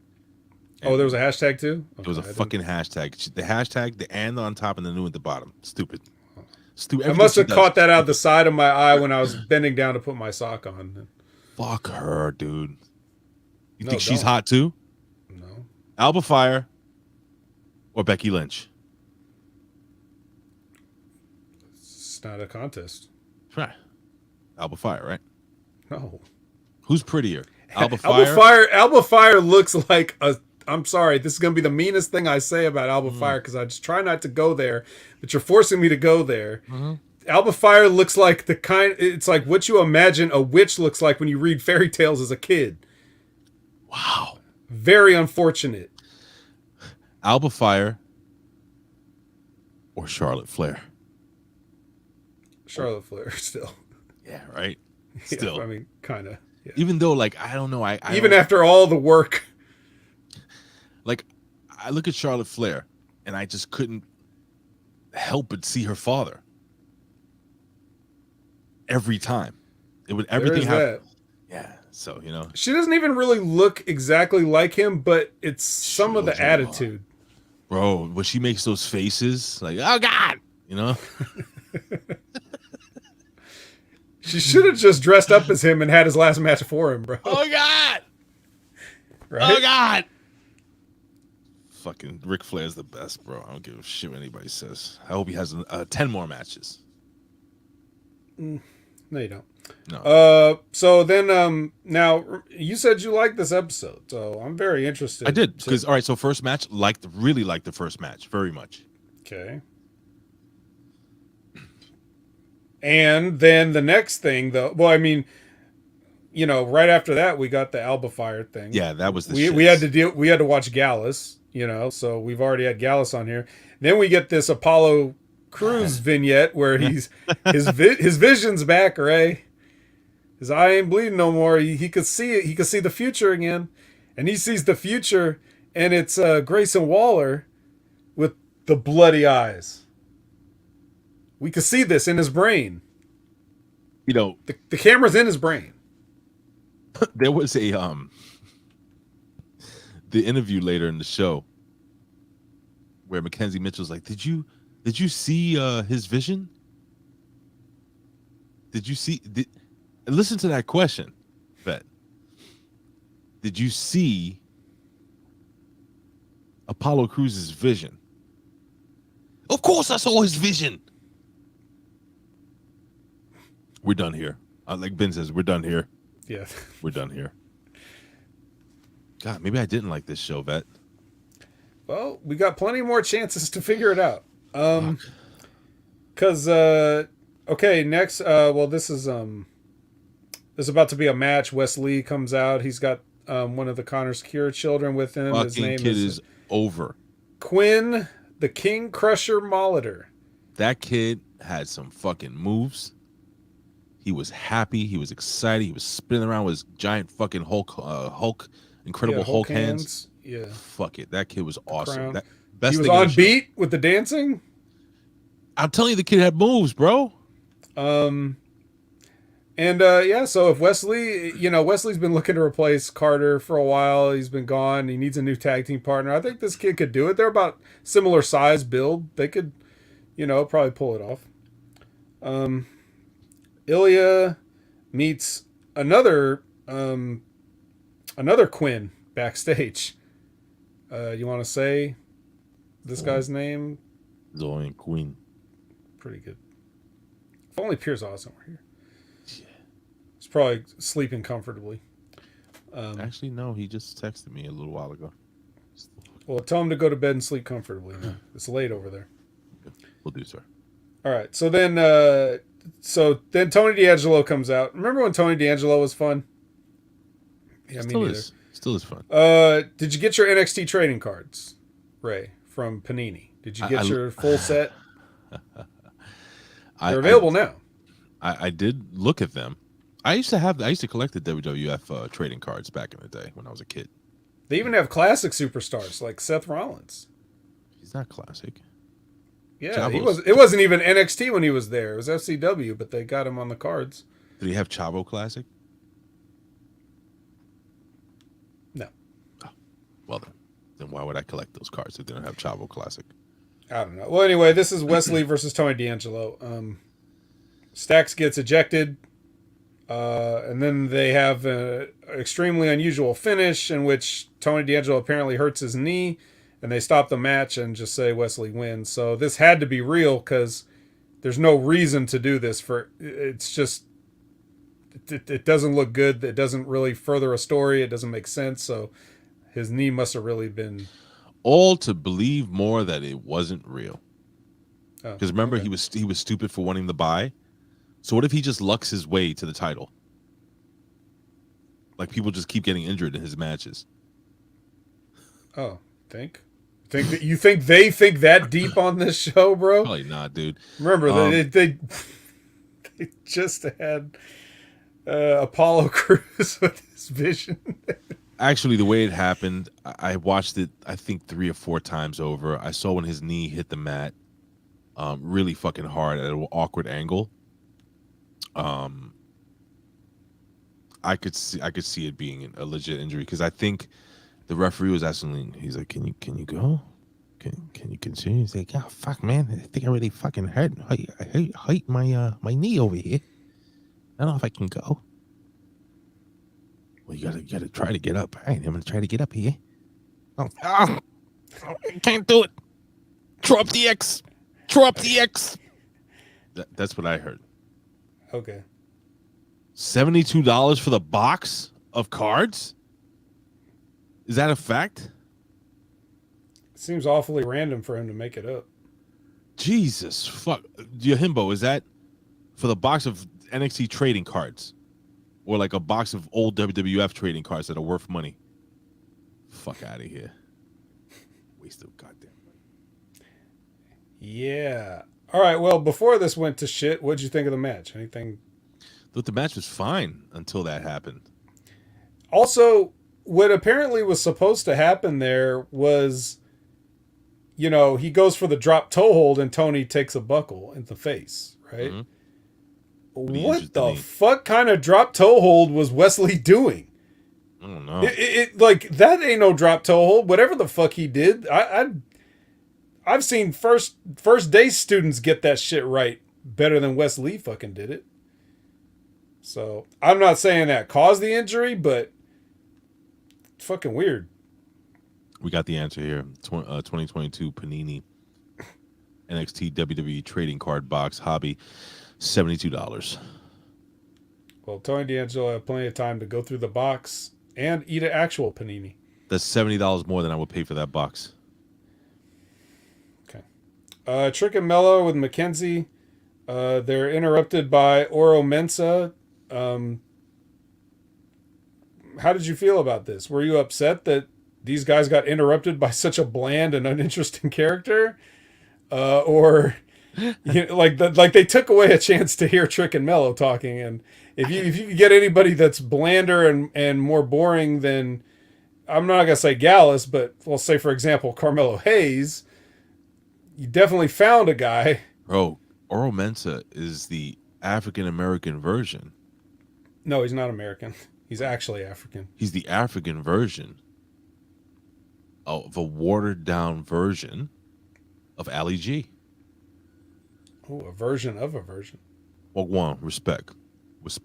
Remember Ali G? Watching kids out there, watch Ali G and then come back and watch Oro Mensa. Same guy. Yeah. Ali G was fucking awesome. So, you know, former Raw general manager and Soraya enjoyer Brad Maddox, when he first arrived to... What are we talking about here? To OVW, he did a gimmick. He did an Ollie G gimmick. Wasn't he like Beef? He Is that why they called him Beef Wellington? No. That was a different gimmick. Did somebody see him changing in the locker? Like, your name is Beef Wellington. No, he did that gimmick after the Ollie G gimmick. I forget what the Ollie G gimmick name was, but there's YouTube footage of myself and Von Lilas chopping the shit out of him. So Sol Ruka debuts next. Oof. Or does she? Or is it a day in the life vignette of Pretty Deadly next? Bro, that shit was fucking awesome. You have to admit that. I love when they say that we don't wake up like most people. You know, we wake up at 10 a.m. when most people are at work. And then they say, you have to really pay attention to what they're saying. They're like, and then we brush each other's hair. And then by 12 o'clock, so then now 2 hours have passed by, they're brushing each other's hair. Mm-hmm. Then they spend another 2 hours admiring each other. They're clear. Are they a couple? They sleep in the same bed. They do the whole, bro, this shit is so fucking above and beyond better than anything on WWE TV I've seen ever in the last 5-10 years. Man on man. Vet.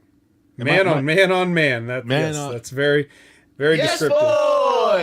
Vet, come on. It's still less gay than Judgment Day, too. Let's be honest. Yeah, Judgment Day is really fucking gay. But I want to hear your thought process on this because I love them. I'm always putting them over. I really want to hear what you thought about this segment and how it was played out. Yeah, I liked it. I felt like, though, even for them, it was a little less funny than it could have been. I feel like there was more opportunities, yeah. Okay. It was because if you notice, it was even as ridiculous as it was still like a little bit subdued. Like you feel like there may have been a more opportunity for a sight gag here or another double entendre here, and it was just kind of like a how little much more bit. can they do though? I don't know. It was like a 7 out of 10. It could have been a 9, I think. We don't lift heavy weights. We're not animals. Oh my God, those guys are fucking gold, dude. Yeah, good shit. They are fucking gold. Excellent. Let's get them the hell out of this pit before they blow out their knee. So let me ask you a question then, Vet. Do you think these guys are ready for WWE TV, for Raw or SmackDown? Yes. And would they be legitimate tag team title contenders in divisions that they have right now? Why wouldn't they be? The tag team division's a joke.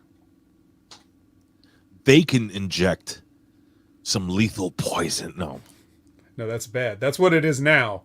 Right. Shit. The new vicious Viking Raiders inject lethal poison into the tag division. We need Pretty Deadly to suck the poison out. You see what I did there? What is it? The gay Beverly Brothers? No, bro. Beverly Brothers. What were the Beverly Brothers then? Bro, the Beverly Brothers sucked. What were they called in the AWA? The Destruction Crew? Yeah, like Minnesota Wrecking Crew or something. They used to walk in with stupid construction hats for no reason, and jeans and some dumb workman boots. Shut up. Yeah, these guys. Yeah, Mike Enos and Wayne Bloom were each twice the size of Kit and Elton, so there's that too. But never mind that. The Beverly Brothers are not like the picture of masculinity, so it's kind of redundant to say the G word to describe them. Yeah. But anyway, no. Now we get the Ruka Soul match, and the chosen victim is Amari Miller, who you only ever see when somebody needs to make a debut and go over. Apparently, yeah. I don't know. What do you think about? What was your assessment of the debuting Soul Ruka? What is it? What do we determine that means? Hot sun or something like that? Hot sun, sure, why not? So, Vet, you have been in the ring. Yes, I have. And you've wrestled. Sometimes, yes. Okay. Would you say, Vet, three-time apple picking pumpkin patch champion? Goddamn right you are. Would you say that just wrestling a regular match without flippity doos and stuff like that, you're exhausted within 5 minutes if you're not in ring shape or if you're new? Would you say that?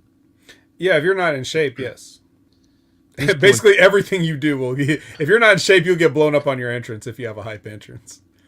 This poor thing, Soul Ruka, there is no way she can keep up this type of. Every move she does is a flip, a roll through, something into a goddamn handstand, into a cartwheel. It's too much. She was fucking exhausted. Was I wrong by seeing that she looked exhausted with like 2 minutes into the match? Am I off?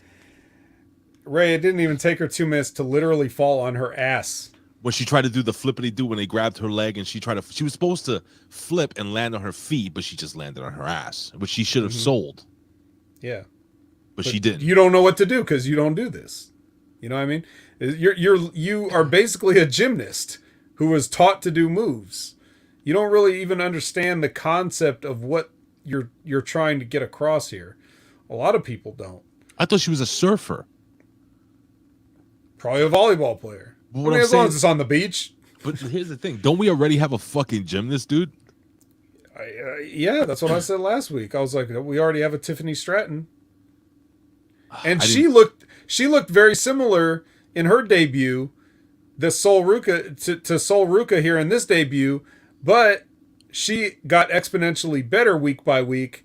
So we'll just have to wait and see if, Saul gets her videotape watching and gets her coaching and all this stuff and figures out what she needs to do. But this was, there wasn't much aptitude that I could perceive from just this match alone. She looks like she just doesn't get it. Very choreographed. That's what it looked like to me. Right. And who the hell is Amari Miller to try to get somebody over? She's new too. I was going to say you shouldn't. Why would you put her in a ring with her? How long has Amari Miller been wrestling? Do we know? I don't know. I'm going to Google it while you Google it, please. So you put her in a ring with a young lady like Amari Miller, who's probably I'm gonna guess she's only been wrestling for 5 years. I'd say less than that.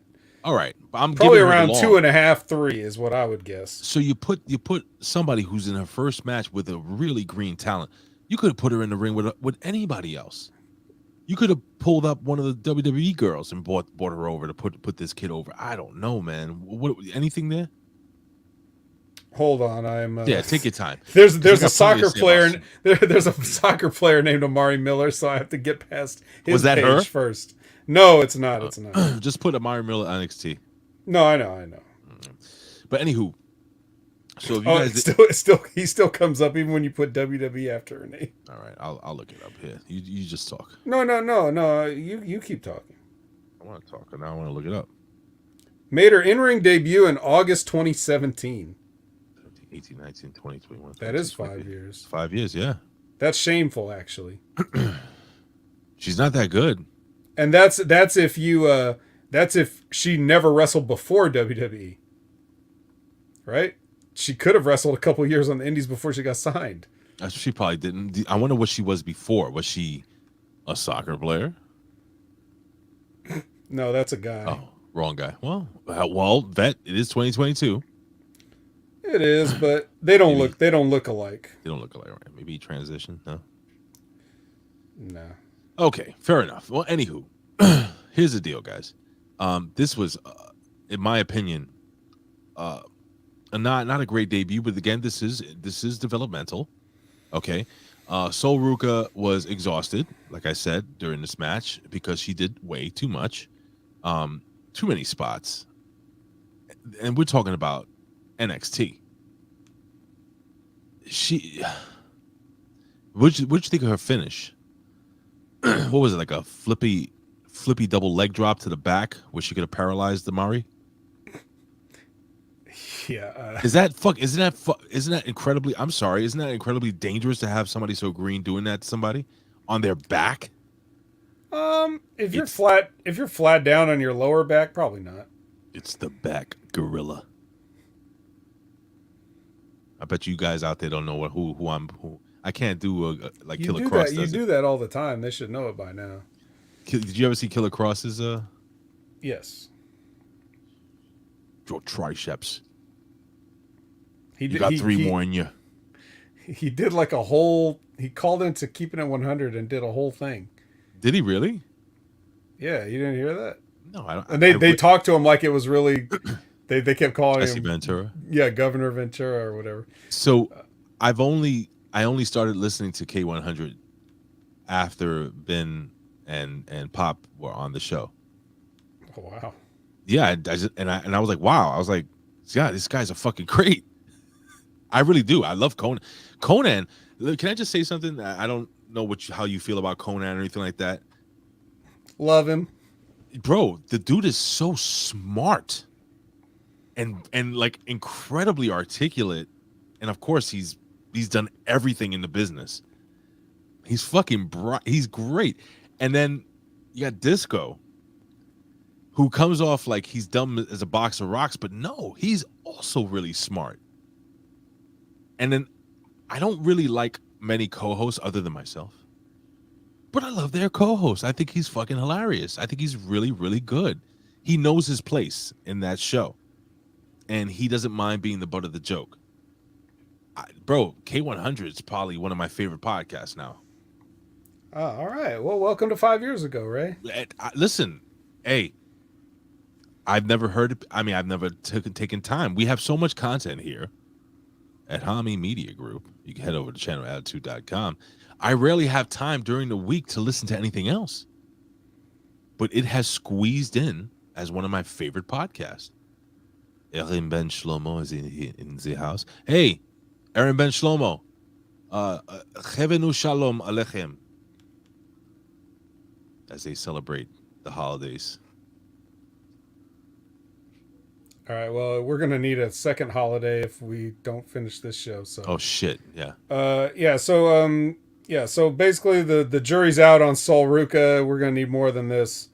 Grimes and Schism walk. Then we get Gallus and the country duo tussling again, and more security. Then we get Joe Gacy versus Cameron Grimes. Gacy wins with interference. This is not designed to be anything but an angle. This match doesn't really mean anything. So, any comments on that? Any comments? No. Comments on? Okay, good. You covered it. Thank goodness. Then the next we get Mackenzie's doing an interview with Grayson Waller versus Dan Heffron. Handsome Dan Heffron. All right. Yeah, he's going to hire extra security for the Grayson Waller effect next week. No, I'm just, Aaron, I hope you have many delicious apples covered in honey, my friend. All right, may you have a sweet like New make Year. out with each other after the show, like on your own I time? love my Jewish brothers and sisters. That's great. MJF? Hevenu shalom alechem. Hevenu shalom alechem. You know that song? Nikita Lyons enters with Zoe Stark. And then Lashana there's Handsome Tova. Dan putting it down. Then Caden Carter enters with Katana, the K sounds, and then we get Nikita versus Caden. Yeah. Nikita wins. The battle of the butts. Yeah. There's no way Caden Carter should have lasted that long when Nikita Lyons in the ring. Sorry. She's a champion, right? I don't give a fuck what she is. She's fucking 3 feet tall. Nikita Lyons is my size. Nikita Lyons is not your size, except in possibly horizontally. But Caden is a wrestling champion, Ray. I don't give a fuck. Being a wrestling champion is important in wrestling. Because despite the fact that everyone is one, that still makes her special. But it was a good match between the girls, I think. But the winner, it should have been Nikita Lyons winning, which leads me to believe that they're not gonna win the tag team titles.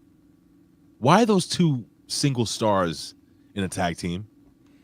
Those two girls should be going for the NXT Women's Championship. Why are they in a tag team? So one of them could turn on the other one later. Nikita is only 5'3"? No way. Chat, can you tell me Nikita Lyons' real height? Don't worry about the weight. Go ahead. It's whatever Wikipedia says minus 2 inches. So next we get a Chase U press conference, as you can see behind Ray there, if you're watching on channelattitude.com. He says that his victory over Carmelo Hayes last week earned him a qualifying match against The Ridge to go on to the ladder match for the North American Championship at Halloween Havoc. And then he opens the floor to questions. And that would be the heights. What we have right now is a teachable moment. As he teaches Dave. Now, did that man sound like Dave Meltzer? It kind of sounded like Dave Meltzer asking stupid questions. Or as Andre Chase says, you ask your 5-star questions. One of the greatest segments of the show. This is great. You didn't like it? I like it. It's So Chase U. She's 5'6". She's about my wife's height then. My wife's 5'7". It's a lot of woman. All right, what do we got next? Next, Ilia Draganov is walking to the ring. Oh, he's walking. Yeah, he's walking. And we do the walk. And then we come back and it's Nathan Fraser. He's relating everything to soccer again.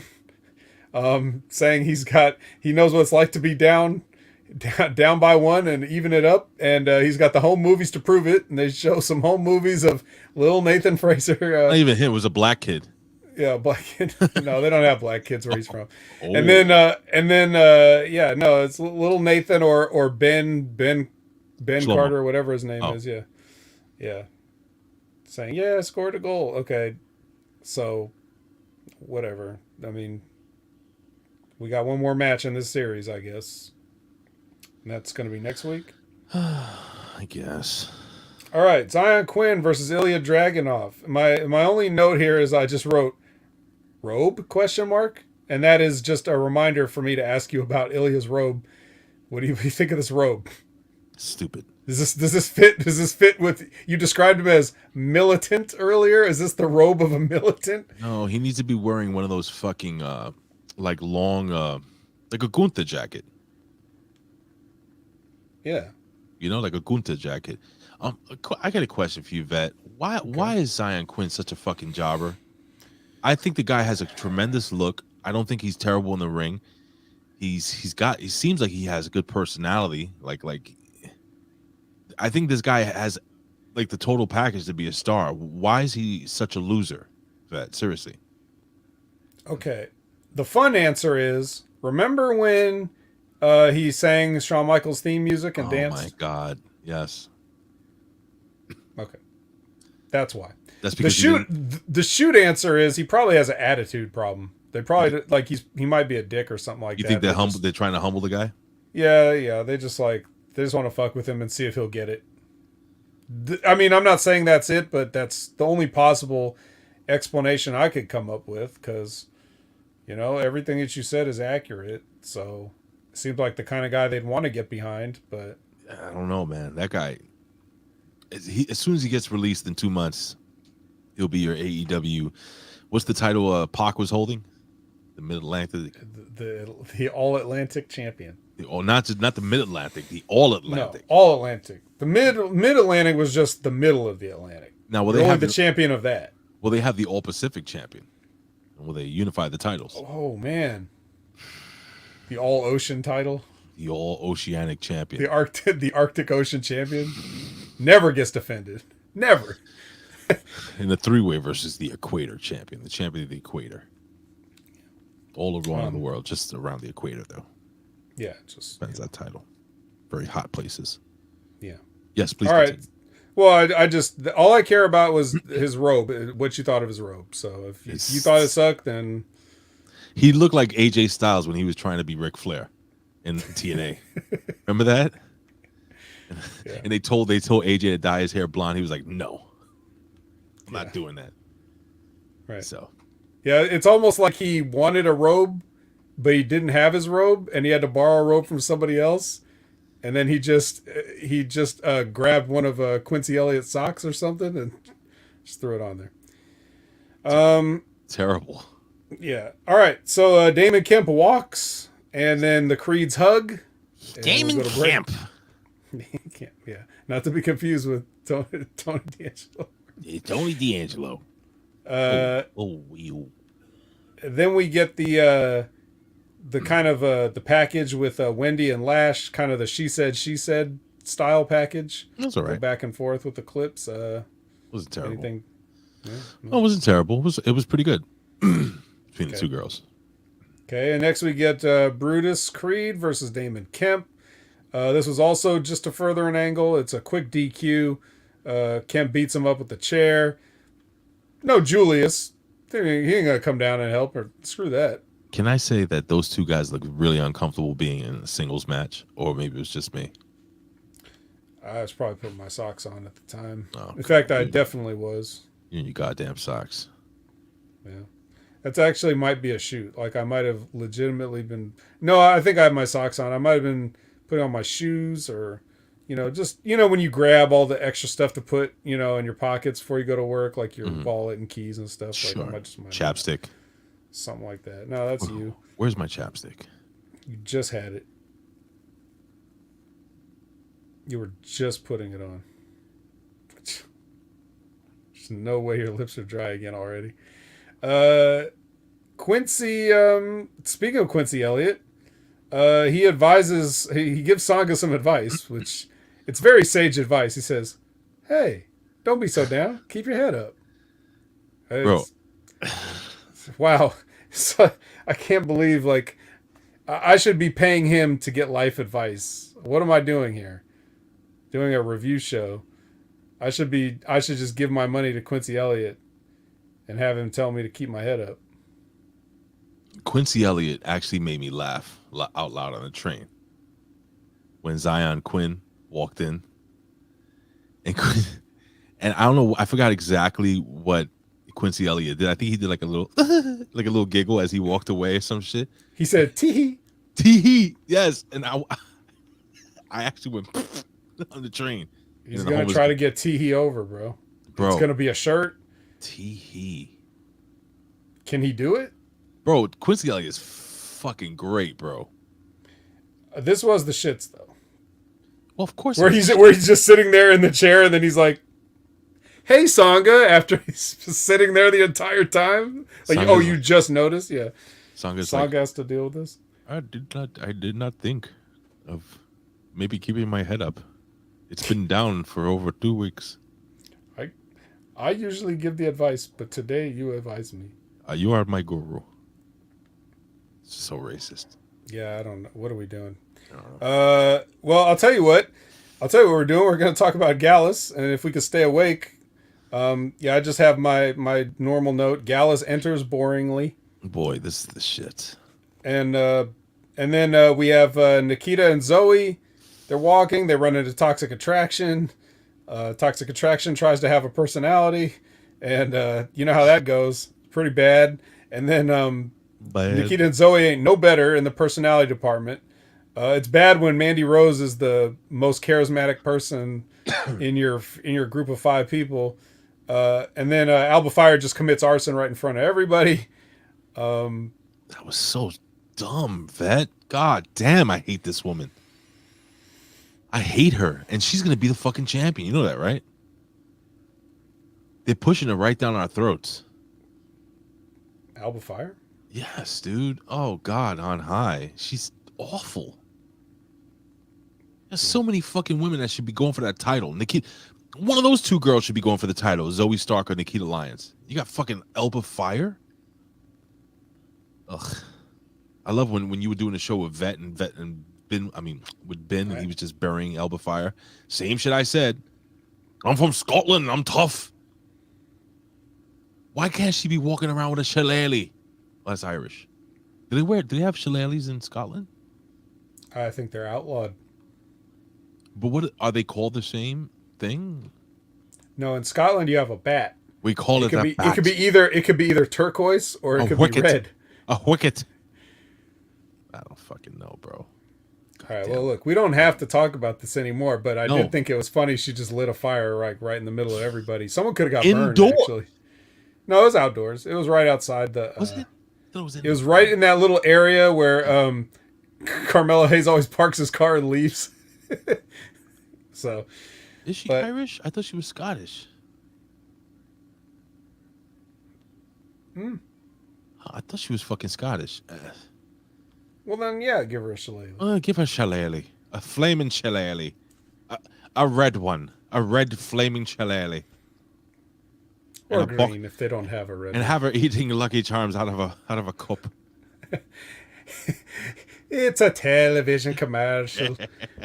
Okay, so... oh, God. Somebody steals the Lucky Charms from her fucking locker. Don't you put your hands in me Lucky Charms. Hey, hey. It's up with the shillelagh. Yeah. Boom. All right. So let's get to the main event here. The country duo comes in and we're fighting. We are fighting. It's a pub rules match. Oh yeah. Excuse me. Liz with the fact checking. Mm-hmm. Thank you, Liz. Wikipedia says she's resident Scottish. Liz, resident movie expert, statistician, and Royal Rumble ticket haver. So they're talking about this pub rules match, and they're talking about this started over a game of cribbage, and I'm just sitting there like, what fucking planet am I on right now? Why do I have to watch this, dude? What did I do to anybody? Is this a long-term rib on me by Ben for something I don't remember I did back in OVW or something? It's horrible. It's horrible. Did you like the synchronized Irish whips in the street fight? In the pub rules fight? Let's do a synchronized Irish whip. Is that good? And then right about this point, I wrote down in my notes. What? Socks. No, I when you said Irish whips, I thought you meant when they were whipping each other with the belts. Not yet. Oh, sorry. That's just a good old fashioned parent whip, a parental whip. Good old days. Yeah, Joe. Why isn't Joe Coffey out here? Is what I wrote, because we have a match with no rules, and there's 3 Gallus guys, and one of them just calmly staying backstage. That's what I wrote at this point in the match. It's because he didn't meet the height requirements to be ringside. I may have missed some of this, but did any of these shirted men chop each other at any point during this match? Negative. But what they did was when they were beating each other with the belts, they were sure to pull the shirt up. Yeah. Oh yeah. Well, speaking of those, with Gallus wearing these fucking mint green shirts, looking like they're sponsored by some Summer's Eve or some shit. I don't understand. You're gonna buy douche from Gallus. If it was a pub fight, let me just put it out there. If it was a pub fight, and these guys are from Ireland or Scotland or whatever the hell they're from, shouldn't they be wearing like hooligan soccer jerseys? Wouldn't that make more sense? Brooks and Jensen should have came out with like football, jerseys or something like that. When you go to what, I don't know. Maybe I'm overthinking it. Yeah, let's not do that. At some point, Joe does come out and he gets kicked through a table, and then by the end of it, because the country duo goes over here. Yeah, you do. The gal gets arrested because they keep fighting, and like one of them punches a referee, and then police officers come out and arrest them. So this is how you get arrested in NXT. This punching a ref. That's what it takes. All the other stuff we just lit a fire outside. Didn't Hulk Hogan throw Earl Hebner 3 rows right over the head of Andre the Giant onto the concrete floor? Did he get arrested? No. Well, consistency.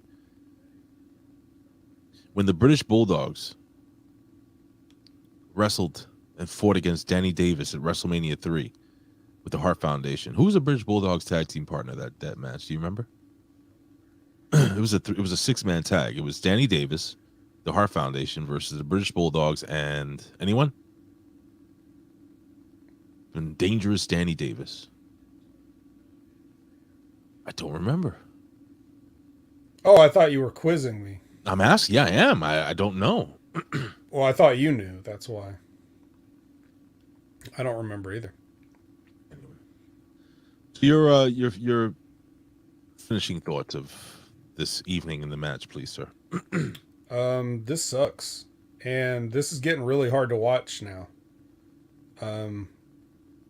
Tying it all back into my dissatisfaction with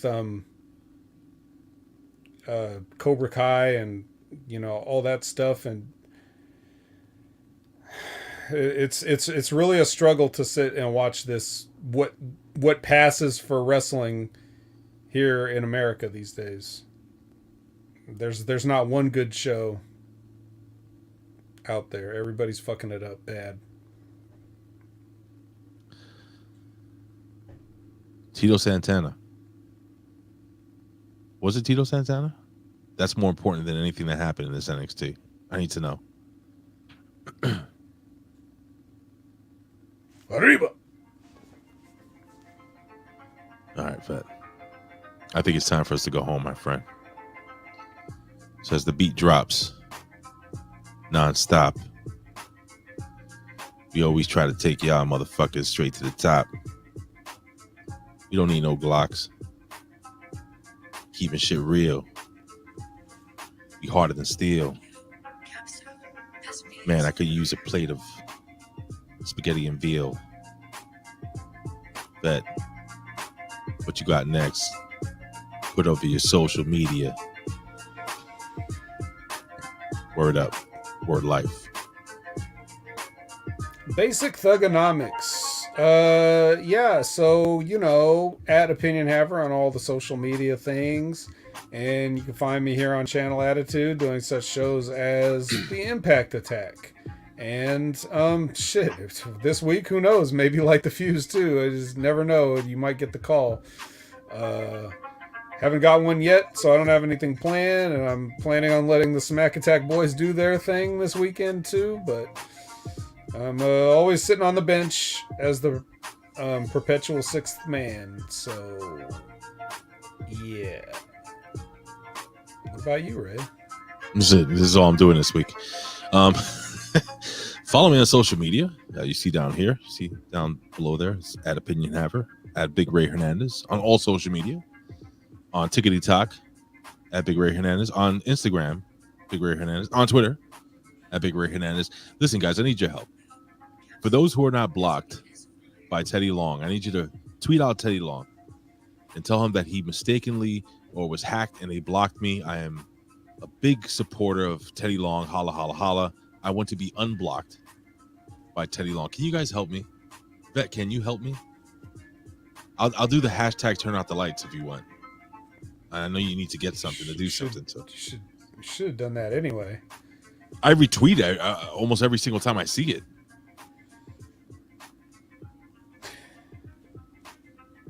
I don't have any power over Teddy Long, unfortunately.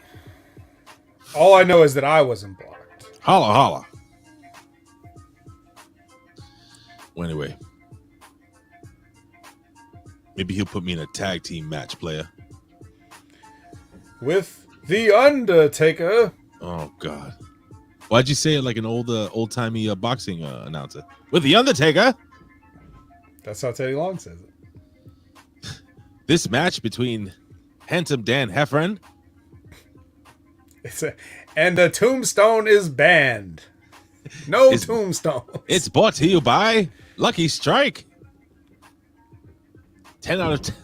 5 out of 6 doctors choose Lucky Strike. The other doctor is Albafire. God, I hate her. I hate her. All right, guys, we'll see you next week, man. What's your name, fella? Triple H. You fucking mark! Yes, boy!